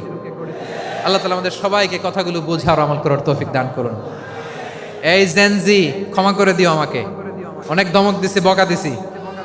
আল্লাহ তোমাদেরকে করুক, কবুল করুক, যশোরবাসীকে কবুল করুক, আদ দিনকে কবুল করুক, এই মেডিকেল কলেজকে কবুল করুক, ইসলামের জন্য বাদ ভাঙা এই জোয়ার এবং উচ্ছ্বাসকে আল্লাহ তাআলা কবুল করুক। হাযা মা ইনদি ওয়াল ইলমু ইনদাল্লাহ আলাইহি তাওয়াক্কালতু ওয়া ইলাইহি উনীব। সুবহানাকাল্লাহুম্মা বিহামদিকা আশহাদু আল্লা ইলাহা ইল্লা আনতা আস্তাগফিরুকা ওয়া আতুবু ইলাইক। আল্লাহুম্মা আমিন। রব্বানা ظلمنا أنفسنا وإن لم تغفر لنا وترحمنا لنكونن من الخاسرين. ربنا آتنا في الدنيا حسنة وفي الآخرة حسنة وقنا عذاب النار. ও বিশাল আকাশের মালিক, বিশাল জমিনের মালিক, তোমার আকাশ বাতাসের তুলনায় আমাদের হাত দুইটা বড় ছোট্ট রে আল্লাহ। ছোট দুটি হাত পেতে বুক ভরা আশা নিয়ে তোমার শাহী দরবারে চেয়ে রইলাম। আমাদের জিন্দেগির গুনাহ খাতা তুমি মাফ করে দাও। আমাদের আব্বা আম্মা দাদা দাদি আত্মীয় স্বজন সবার গুনাহ খাতা তুমি মাফ করে দাও। আমাদের যত